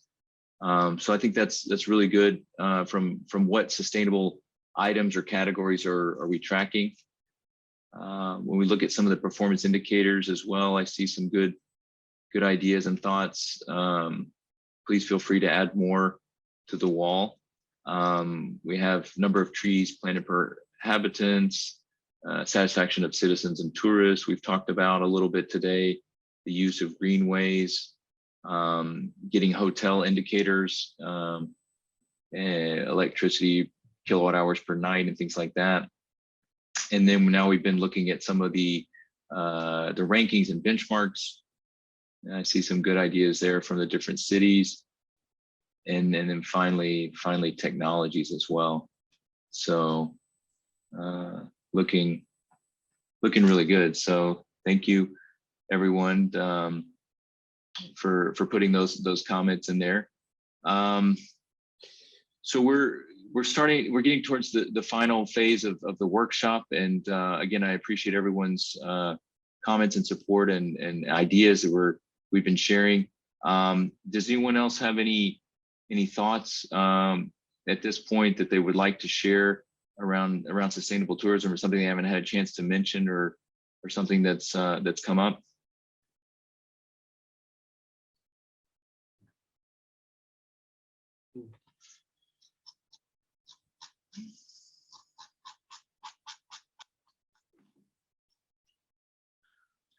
Okay. Let's see. One of the other areas that we haven't talked too much about is sustainability. We talked sustainability from an economic, from an environmental perspective, but not so much from an economic perspective. So I think it's important, when we talk about sustainability, it's not just the environmental impact, but it's also the economic impact and the social impact. How it's affecting the city and the citizens, but also from a business perspective, how it's creating sustainable jobs. We've heard today from different cities talking about some of the projects they have. I guess Ravana has mentioned about entrepreneurs and the process they're doing to support them. But I'd be interested to hear your all's thoughts from the different cities. What you're doing when it comes to jobs and tourism jobs in particular. So, when it comes to Malaga, for example, and maybe in your cities as well, we have very sort of cyclical job cycles when, the summertime, there's lots of jobs available in restaurants and hotels, on the beaches and tourism and things like that. But then there's down cycles as well. So we have waxes and wanings of jobs. And of course, those are typically temporary jobs. So they're contract workers. They don't have, let's say, sustainable jobs throughout the year. So I'd be interested to know, from a tourism perspective, since we all work in tourism departments, how we're collaborating with local businesses to try to create sustainable jobs for our citizens, for jobs that are continual throughout the year and providing, opportunities for employment for everyone. So does anyone have any thoughts on economic sustainability and the importance of creating not just the environmental impact, but from the economic perspective? Maybe some example from Breda. You told Mark about sustainable jobs and people who are not always employed during the year. We're now working on that topic in Breda as well, and we worked out a talent pool for all restaurants and cafe and bars and hotels in Breda, because we didn't have much restaurants and bars and hotels closed during the pandemic. But the employees, they ran away and they got some other jobs and were rethinking about their future. So we now started, we call it a talent pool, in which we gather all people who want to work in the field of leisure. And we are trying to educate them with the different institutes in Breda. And we have an exchange program running between different hotels, between different restaurants and cafe bars, so they can exchange people when one place is busier than the other, and people can make their own career path into the leisure of Breda in the work field.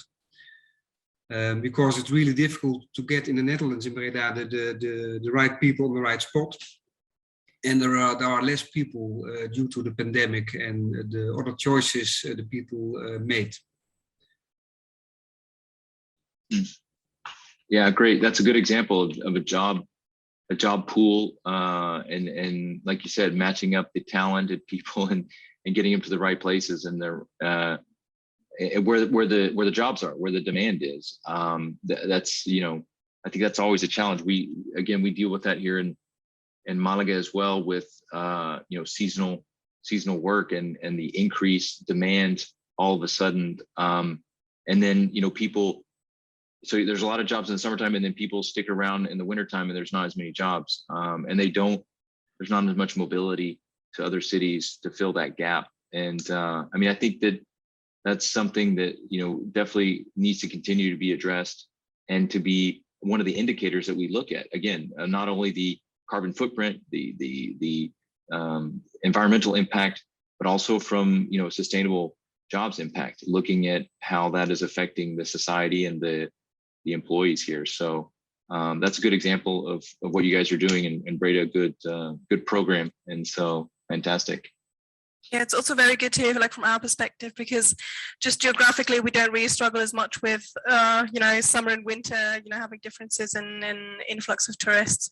But in Germany, we have a very big problem with skilled labor shortage in general for the hotels, and also the pandemic hasn't really helped, obviously, because young people don't feel like it's a viable career option. So it's a big task for the whole country, not just our DMO, to kind of try and recruit more people to be in the sector. And what we really want to do this year as well is just to, as a DMO, to continue to get our stakeholders on board and just try and educate not only on sustainability, just like the cultural or environmental aspects, but also just to get them on board and also try and foster that transfer of knowledge, because we really need to work more closely with our stakeholders, with the hotels, with the restaurants and also all the private public partnerships, like you said. So that's a big task that we have this year as well. So it'll be really nice to hear from you, Eric, about maybe I'll pass that on to Karen and see if that's something we could look into as well and pass on to our stakeholders, because they're really struggling as well, just hotels and the whole sector, with just finding skilled people who want to do the job. Mm-hmm. Yeah, so we all have, you know, different challenges, you know, depending upon the city that we're coming from, and so your all's is more maybe about the talent pool and maybe not the seasonality of the jobs, but still, you know, similar about providing, you know, jobs for your citizens. That's what you want. So, do we have any thoughts from Ljubljana as regarding economic or job sustainability and the impact from a city development perspective, you know, of how important it is, tourism. Again, for most of us, or certainly here in Malaga, I mean, tourism is a major industry and it employs lots of people, and affects many families and many businesses. And I imagine it's the same for you all in your cities as well. That's why we're all here, is that it's an important piece of the economic puzzle. And so having that, you know, wax and wane is not always good. So I don't know how Ljubljana attacks that, or how you look at that from an economic perspective and measure those jobs and things like that. Yeah, so tourism in Ljubljana is really important for the globalization and the development of the city, but it does not present the major employer or the industry in the city. So the COVID had a really negative effect on the jobs, but things are picking up. And the great thing in Ljubljana is not the seasonality, although the summer season presents around 40% of the whole tourism season, with the July and August presenting around 25% of the whole incomes for the season. It's really quite flat, but November, February, March are the months that we need to work on to get the better incomes. I think it's really important, and the COVID and the post-COVID time are going to show how to implement and integrate the people outside of the tourism industry to incorporate the tourism mindset and how to sell and cooperate with the tourism sector. And for tourism not to focus just on our regular stakeholders and partners, but to search for cooperation with the digital, with the IT sector, with the creative industries, local products. That's the way for the sustainable future, for the jobs outside of the tourism sector, and the development of the city and a better life for the citizens.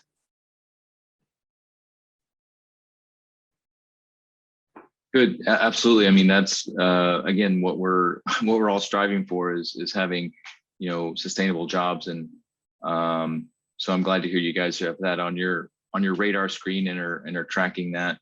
Again, each city has its own situation, but at the end of the day, it's you know, it's a livelihood of our citizens and the experience, and you know, it's important. I mean, if a city that is you know, beautiful and desirable for tourists is obviously desirable for citizens as well, and that's what we're trying to do, is to balance that out between the visits and the work, because that's what we ultimately want.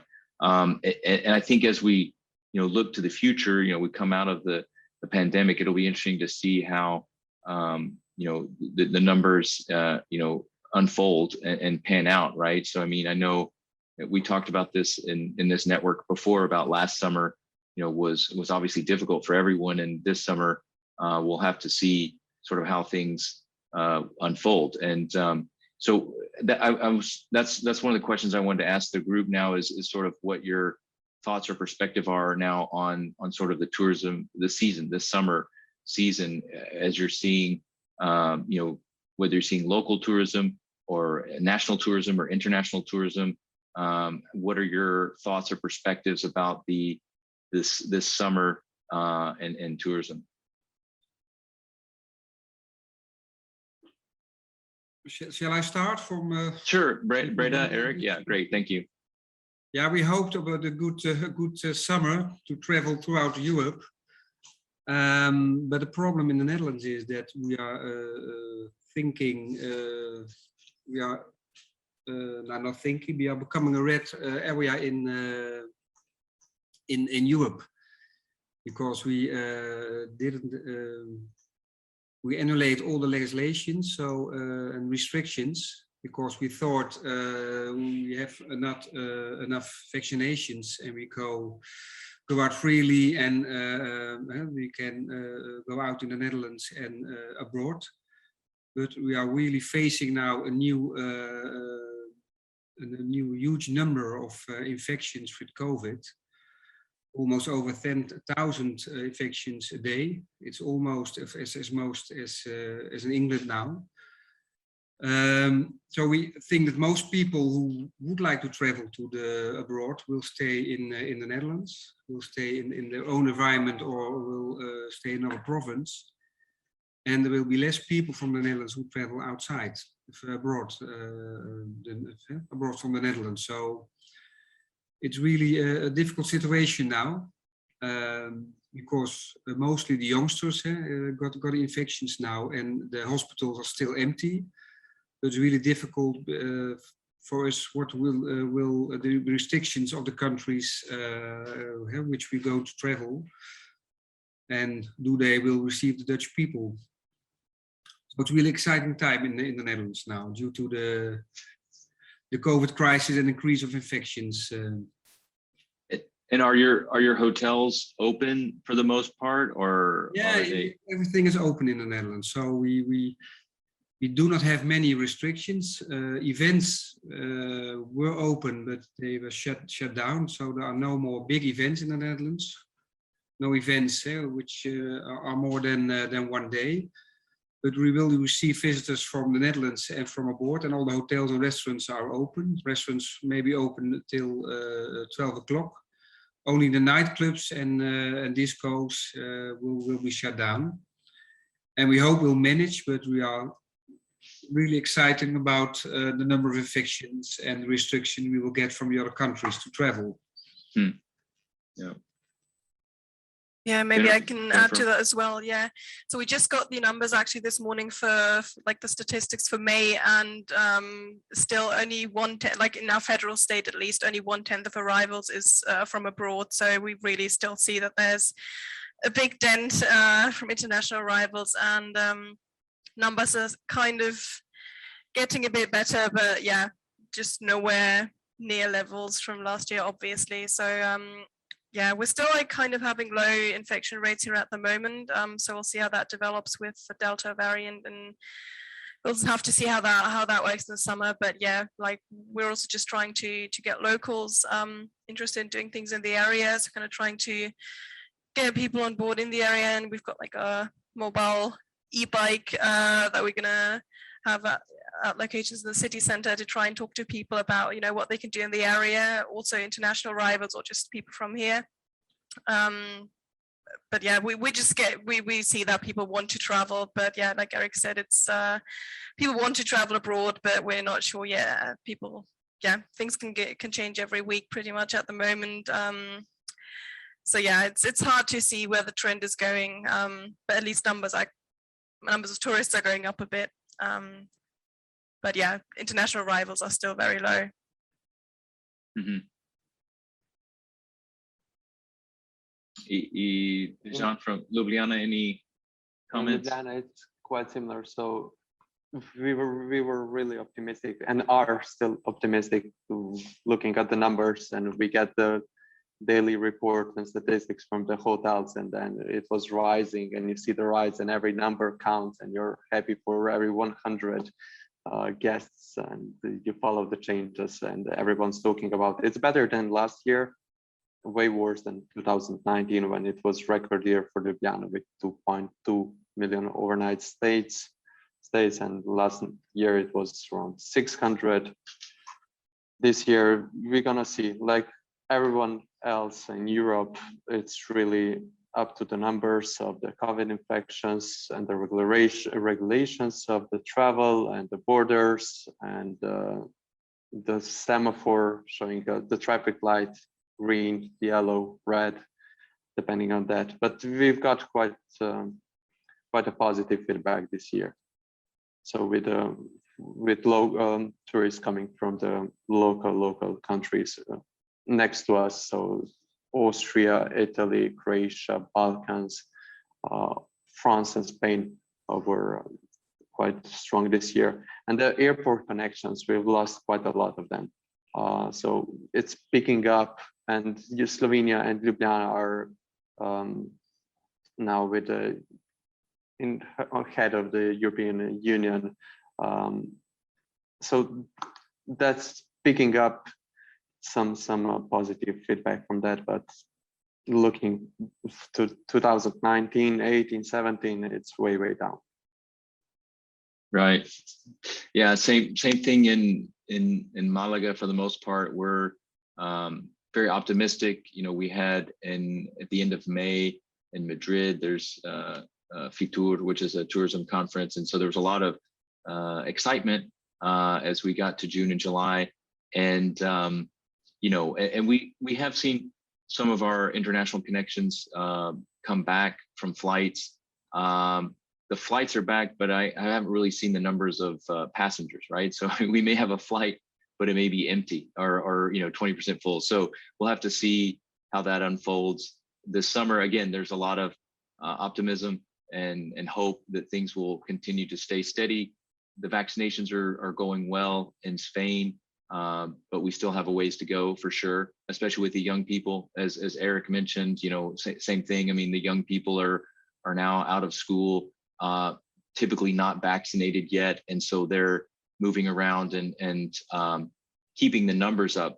Again, as maybe Jennifer mentioned, I mean, we're not seeing overflows in hospitals, but we are seeing sort of tick ups in a number of cases and things like that. So that just makes everyone a little nervous, of course, but it seems to be under control, and we're staying positive and hoping for the best this summer. And, you know, people can come and vacation, you know, on the beaches here in Malaga, maybe play some golf and things like that. That's what we're anticipating, but we'll just have to wait and see how the summer unfolds. But we're certainly open. And again, the last 2 weeks here, or last 2 weeks here in July, have seen a tremendous, you know, increase in number of flights and things like that.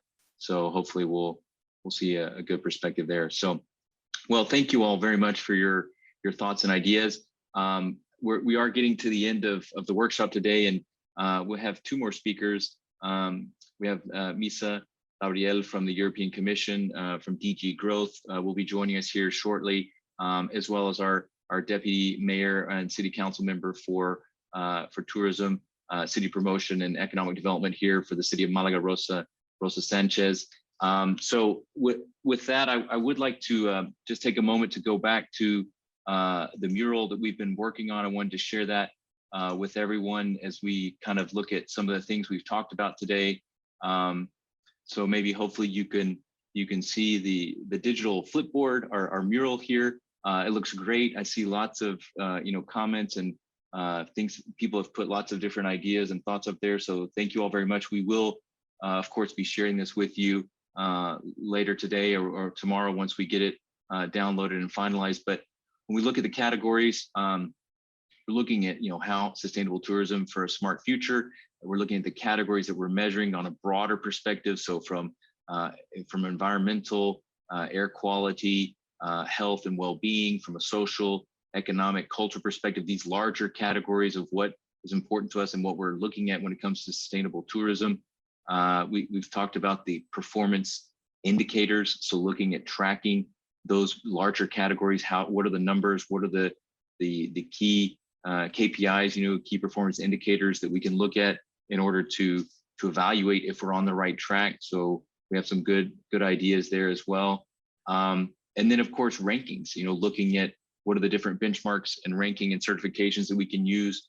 Obviously, you know, looking at this award from the European Commission of Smart Tourism is one recognition, but we've seen, you know, specific country ones, Tour Cert, which was mentioned by Karlsruhe, about certifications there in Germany, but she mentioned that it was also being done in Austria and Switzerland, I recall. Other awards there in Germany. We have European Cities Marketing Benchmark, the European Tourism Indicator System as well. We have obviously the SDGs, the targets and the goals that they have set out as well. So these are ways that we can benchmark ourselves or compare ourselves to other cities to see how we're doing and if we're moving in the right direction and see that the trends are going in a positive way. There's also entities like the Global Sustainable Tourism Council, some other areas that may be worth looking at or seeing what they're working on as well from a benchmarking and certification perspective. And then finally, we looked at some of the technologies that people are using for sustainable tourism. We talked about smart city lighting, being able to control lighting and dimming the lights within a city when they're not in use. That obviously saves energy and improves the user experience, a tourism perspective. Smart cards, sensors, Internet of Things, using data points, anonymous data we talked about from digital payments, as well as mobile devices and the Bluetooth beaconing system. So these are all new technologies and ways to implement to improve the way we're measuring and comparing ourselves against other cities as we've talked about. So I appreciate everyone's comments, and this looks fantastic. It was like a great sort of collaboration of pulling this all together, and we will be sharing that with you all, of course. Again, thank you everyone for your participation in the workshop and your ideas, all the cities. I'll thank Eric from Breda, Karen, who left us but was from Karlsruhe, as well as her co-worker Jennifer, who's with us still today, Dejan from Ljubljana, as well as Maria, also joined us from Ravenna, and of course Luis Medina was with us at the beginning from Malaga as well. So thank you all very much for participating and all of your ideas and supports, and thank you very much for being here. So I think given that we're doing this workshop within the framework of the European Capital of Smart Tourism, I think it's most appropriately now to hear from the European Commission and hear their thoughts. We have Misa Labrelli, who's can you hear me? Yes, we can. Thank you very much. We can hear you. Thank you for joining us. She's the policy officer for tourism and at DG Growth, and of course involved with this award and this initiative of the European Capital of Smart Tourism. So we thank you very much for joining us. As you may have heard, we've had a very productive morning, heard some very good speeches and interactions from Julio Andrade, as well as from Luis Medina, and then all the cities that are participating here today, and had a good workshop, and are very glad that you were able to join us and to help add your thoughts and comments for this time. So thank you very much, Misa. Thank you, Mark, and everybody. Thanks so much for the invitation. I have actually managed to listen to the last 45 minutes of this, and I'll explain why in a minute through my presentation. We're organizing another event the day after tomorrow, and it may be interesting for you, or maybe not. I'll tell you all about it.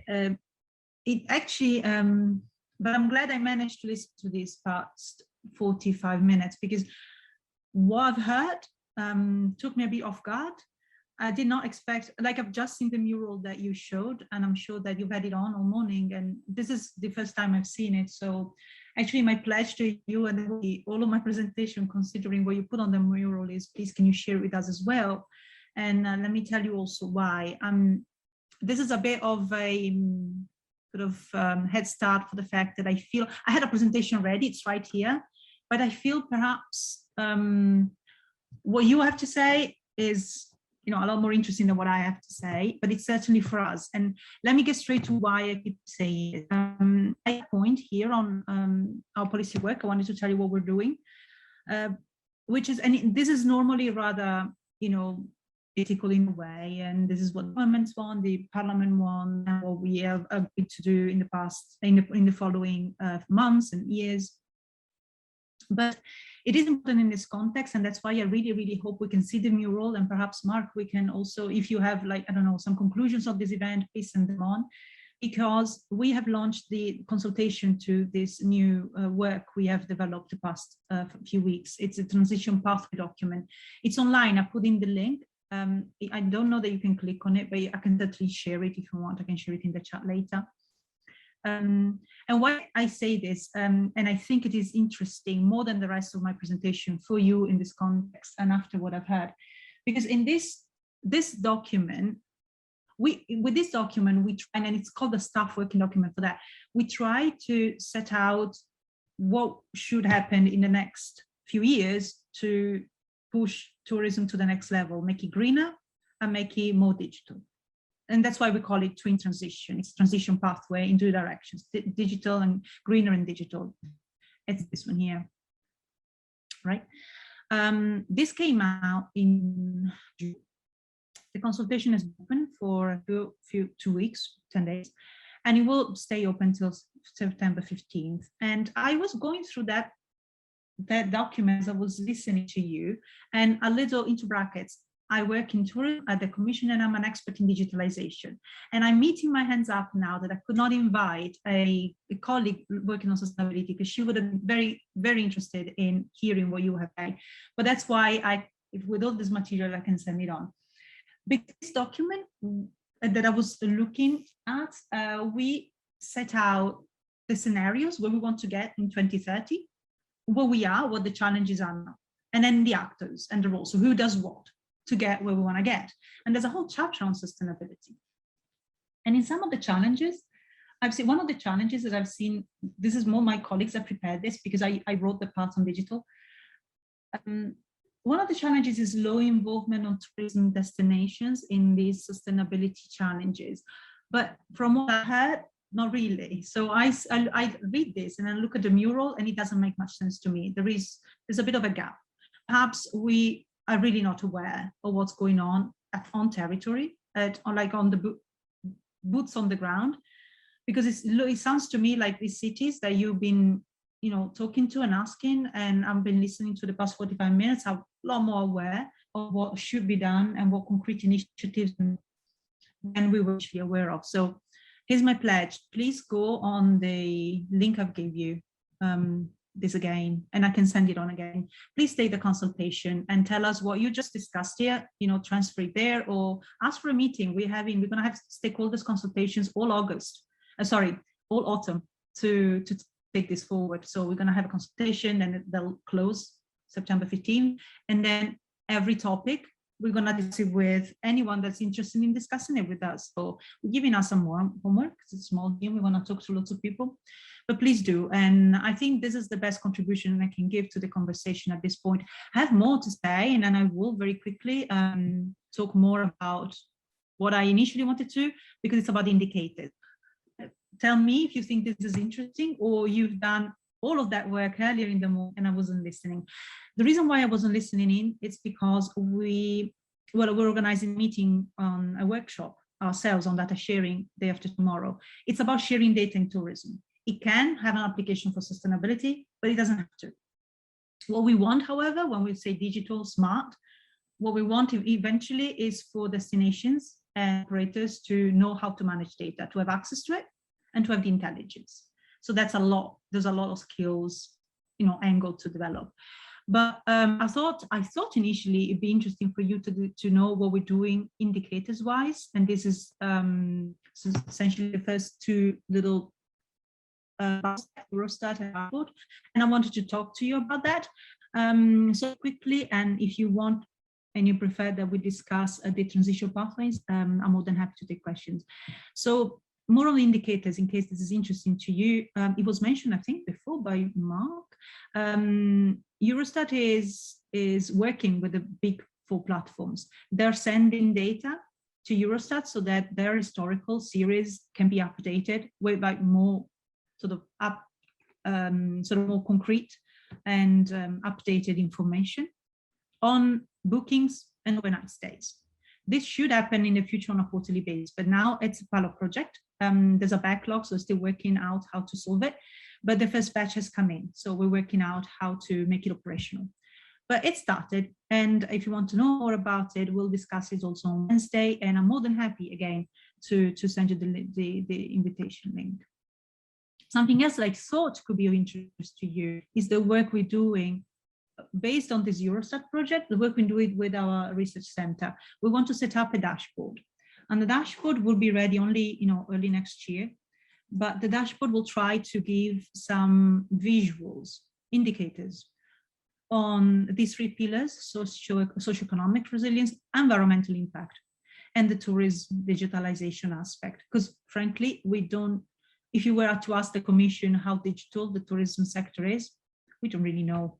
The indicators are not good, so we need to improve that. So these three pillars, it's not immediately useful to you, but it will be next year when the user interface will be ready, and the visuals and the indicators will also be ready.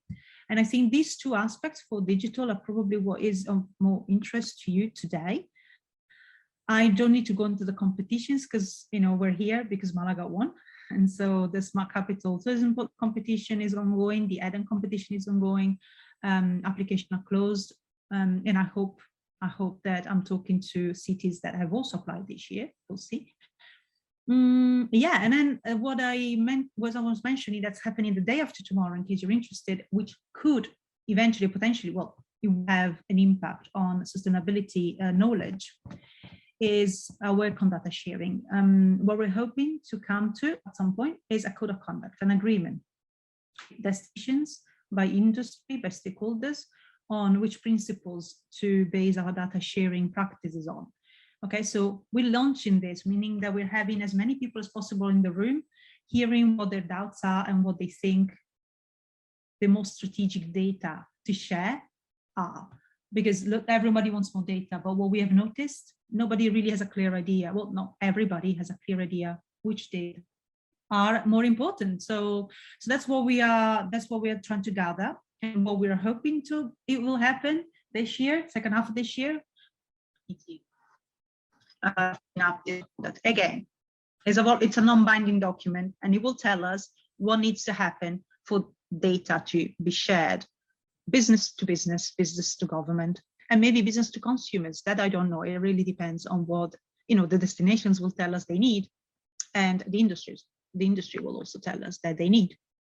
That was really all that I wanted to say, and let me go on so that you don't keep seeing the same things. Yeah, I hope it's still useful, even if it's not as concrete as the inputs that you gave to the table. Mark, to you. Great. Thank you very much, Lisa, for your inspiring words. I think we're going to go back now to Romina, who's going to join us from the studio, and to close out the event today. So I appreciate everyone's listening and participating. It's been, I think, again, a productive session and very informative. I really appreciated your comments, Misa, here at the end. I know you all have an event this week, tomorrow, you said, as well, which is fantastic. So Wednesday. I'm sorry, Wednesday. Today's Monday. We're only here on Monday. So thank you very much for that and for passing that information on. So hopefully we all can participate as well. So again, we're coming to the end of the event. We did want an opportunity for the tourism department from the city of Malaga to participate and to close out. I see that the director of tourism has joined us now, Jonathan Gomez, and for his closing thoughts and ideas about our year and a half as a capital, one of the capitals, along with Gothenburg, the European Capital of Smart Tourism, and so maybe some closing thoughts about the sessions here today. So again, Misa, thank you very much, and I will, I guess, pass it over to Jonathan now. Thank you. Thank you, Mark. Thank you. Congratulations for this dynamic debate generated with this representative of different cities of Europe.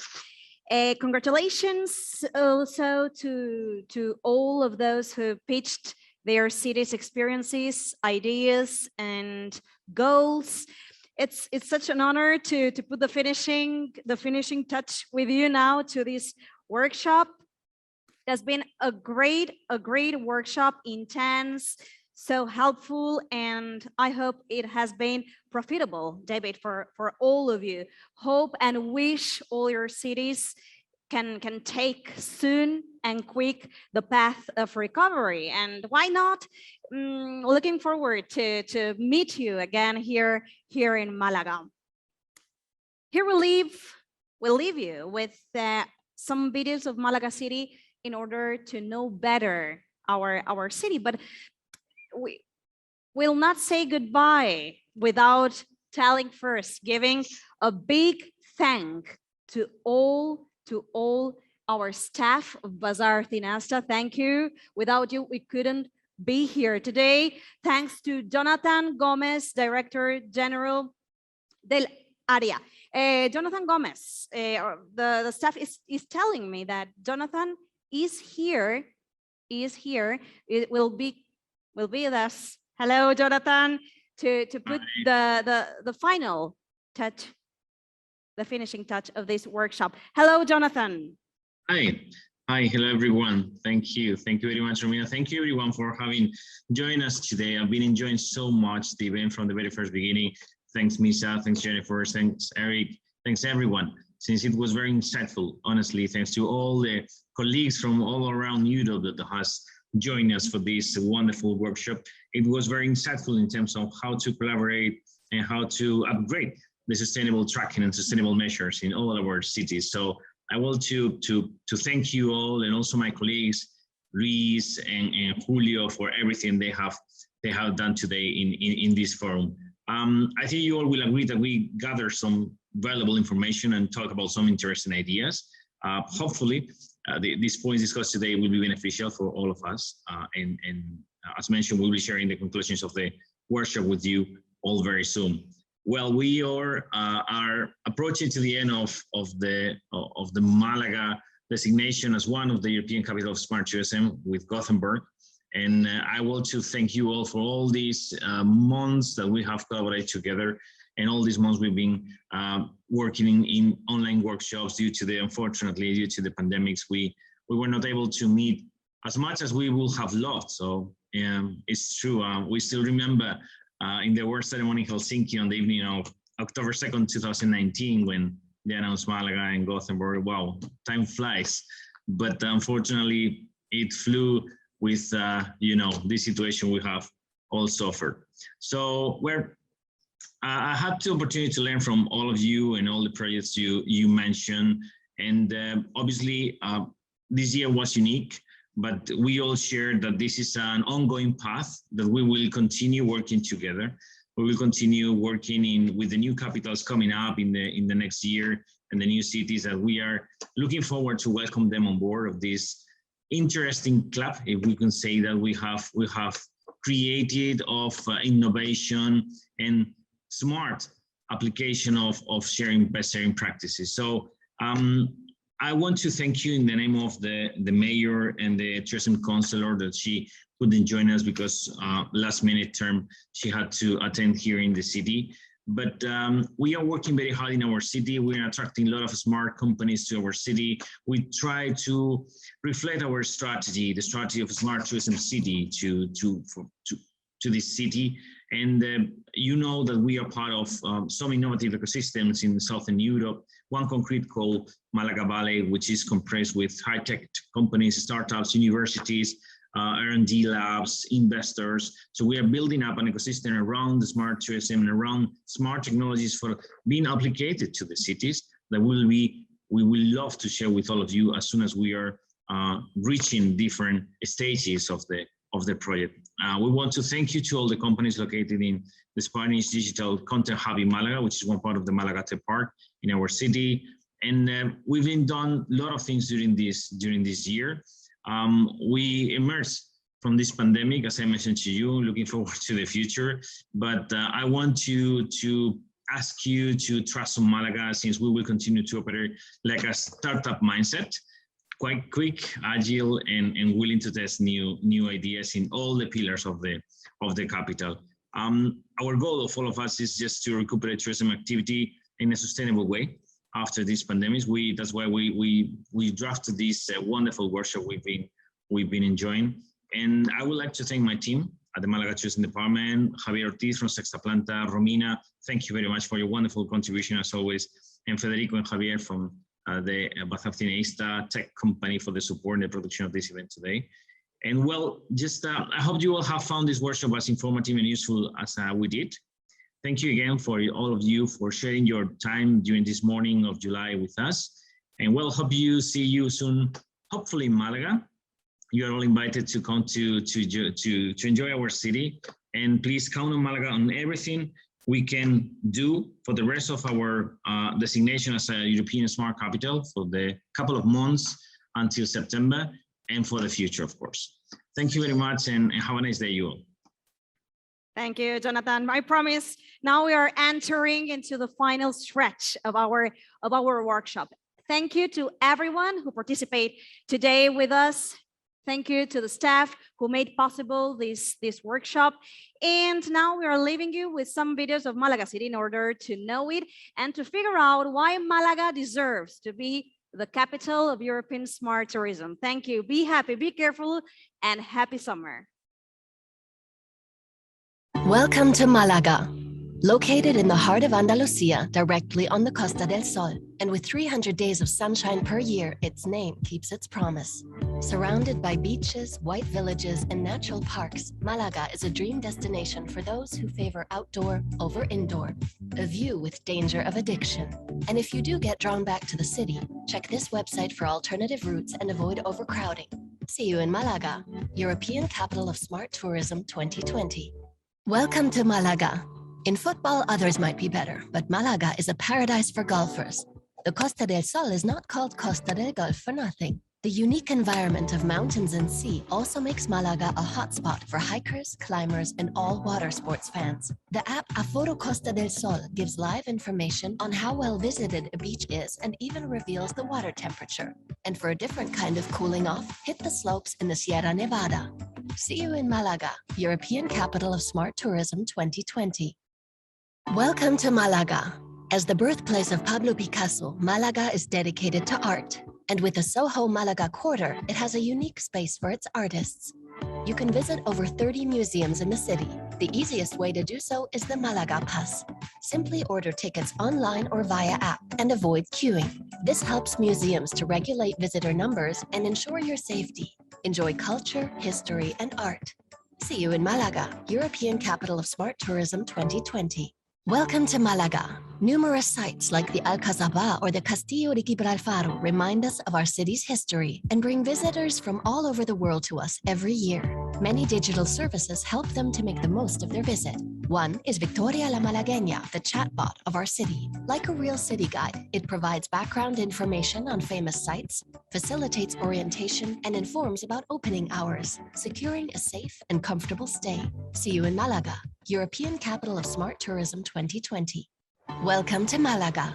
Our city is known for its many monuments, good climate, fantastic food and wine, but also for its hospitality. Welcoming guests and making sure they enjoy their stay is our top priority. Today, more than ever, events take place under the strictest hygiene conditions. Safety first, serenity second.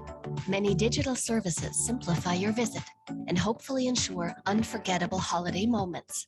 See you in Málaga, European Capital of Smart Tourism 2020.